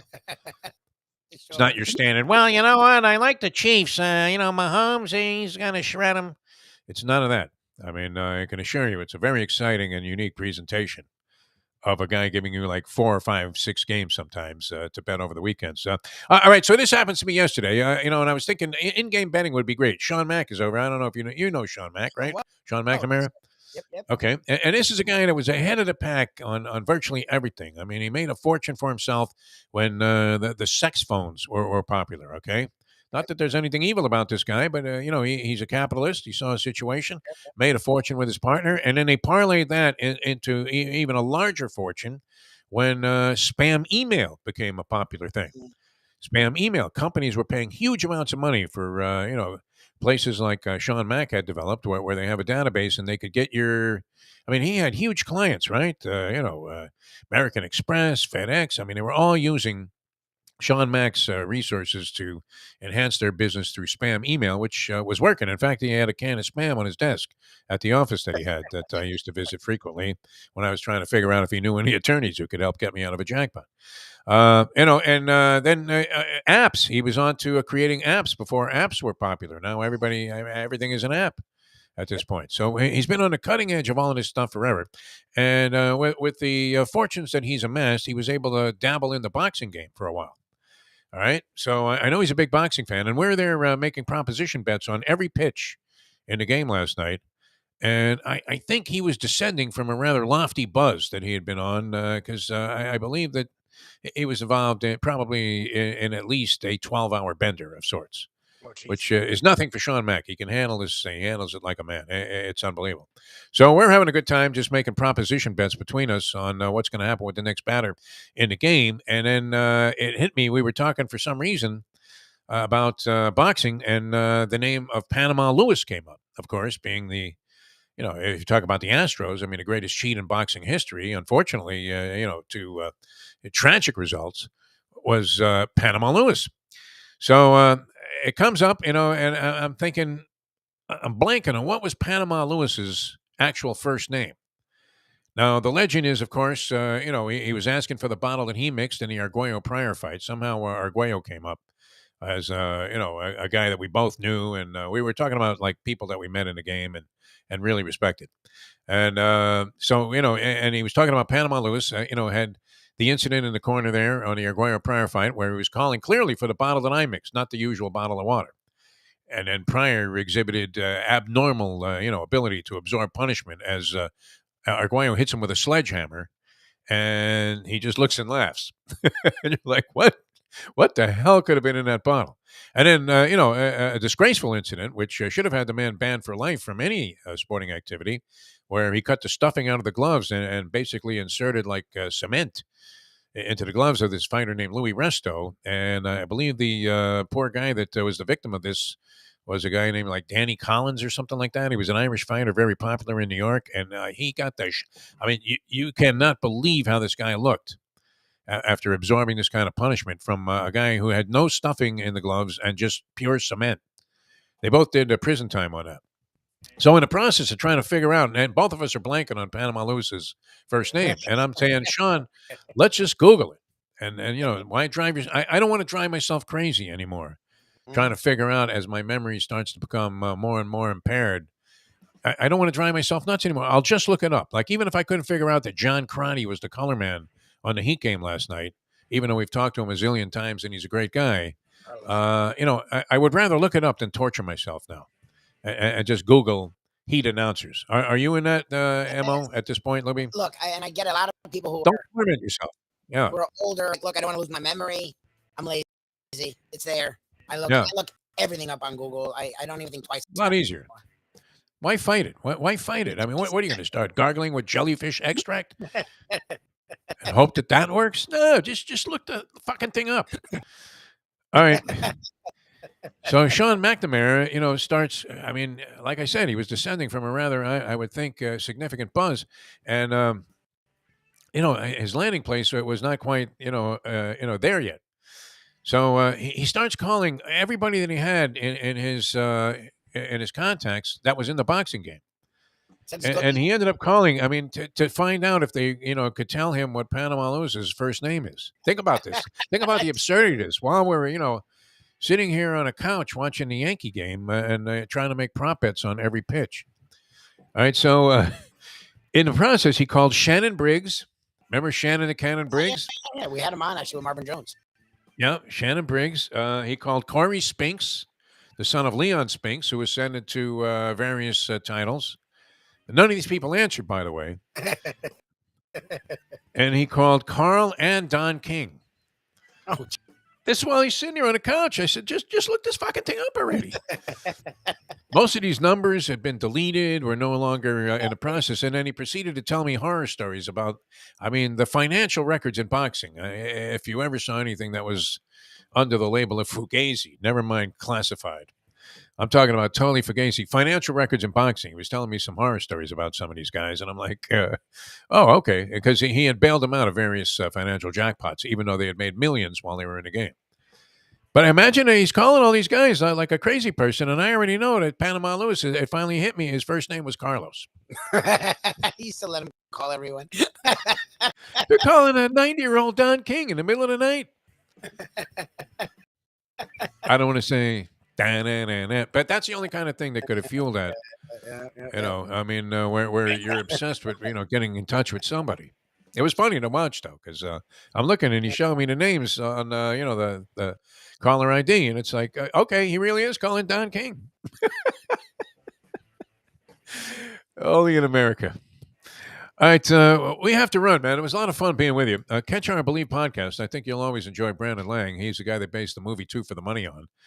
Later on today, Mike Mayo is going to join us, and we'll have Mike Mayo's lunchbox. Actually, we joined him on Mike Mayo's lunchbox, and it was a lot of fun yesterday at the Even Keel Fish Shack. And then he's got us. I mean, you know me. I don't like to schlep all over town because it's worth it to provide whatever we can as the best possible entertainment we can bring you here on our streaming channel. And it is a visual thing. So I like going out there and sampling all this different food, but I really enjoy hearing from the people in the restaurant business about, what is their position on being in this business and how they got there and what their plans are. And it's very interesting. It really is. So new place coming down from New Haven, Connecticut, draws raves, even from that Yankee fetching Joe Casal. He loves this place. Now, we have a fond spot in our heart for the pizza spot, but I don't think people travel for pizza. Like your tendency would be to Google the nearest pizza place to you and go there, would it not? Yes. Like, I'm not driving a Plantation to go get a pizza if I know I can get one down the street of a similar quality. And even if it was an inferior quality, I'd probably be going closer to home, no? Is that not true of pizza, Chinese food, Mexican, things of that nature? I guess Mexican wouldn't be you wouldn't be so inclined to have Mexican food delivered. You have a lot of Mexican food delivered? No. Shirley is a big let's eat here kind of person. So yeah, yeah. Mustang's like that too, and I hate that because I want to eat standing up by the sink with no pants. It's an ugly sight. I can't remember the last time I sat down at a table in any dwelling that I had and ate a meal. That used to be a big beef with women. It is a big beef with women. If you want to end a relationship, continue to do that after she has suggested 1,000 times. Can we just sit down and eat like real people? Who the hell does that, man? What is this? My Three Sons? You do some weird. The Waltons? Between you and Mayo, you're opening my eyes to different worlds. Watch Hey, it. Pepino, pass the potatoes. You know, no, that ain't happening, baby. Right? Who comes with a giant bowl, family style there, unless you're at Runway 84? All right, we're going to see you later on today at Catch Our Believe podcast. We're going to get that together for you. And then, of course, Mike Mayo's Lunchbox later on today. And then tomorrow we're on the road there. And that is the old Broward Mall. Is it still called the Broward Mall? The Broward Mall is just north of the Broward Mall and the Fountains. That's the Fountains. Oh, Fountains. Okay, Fountains of Youth. I love that. Ponce de Leon. So we'll be there tomorrow, and that'll be a lot of fun at a new place called Pepe's, which I think is offering a free meal. Mike will have more details on that on the Lunchbox later on. All right, we'll see you later. Thanks, everybody, for tuning in. Thanks to Dave Gurggles Gergely for conducting yet another brilliant edition of the Hialeah Park Trivia Challenge. Jimmy Johnson's Big Chill, of course. Always grateful for them for their support of the program. Tomorrow, a Degenerate Friday. Should be a lot of fun. Well, all our handicappers and the professor and the big board, Mike Mayo, the Gambling Gourmet as well. So we'll see you later as we leave you now that. The time. That was quite a way to get out of this. We'll see you later. All right, see you later, man. 8:56. Let's go to eat a damn snack. Look what they done to my show.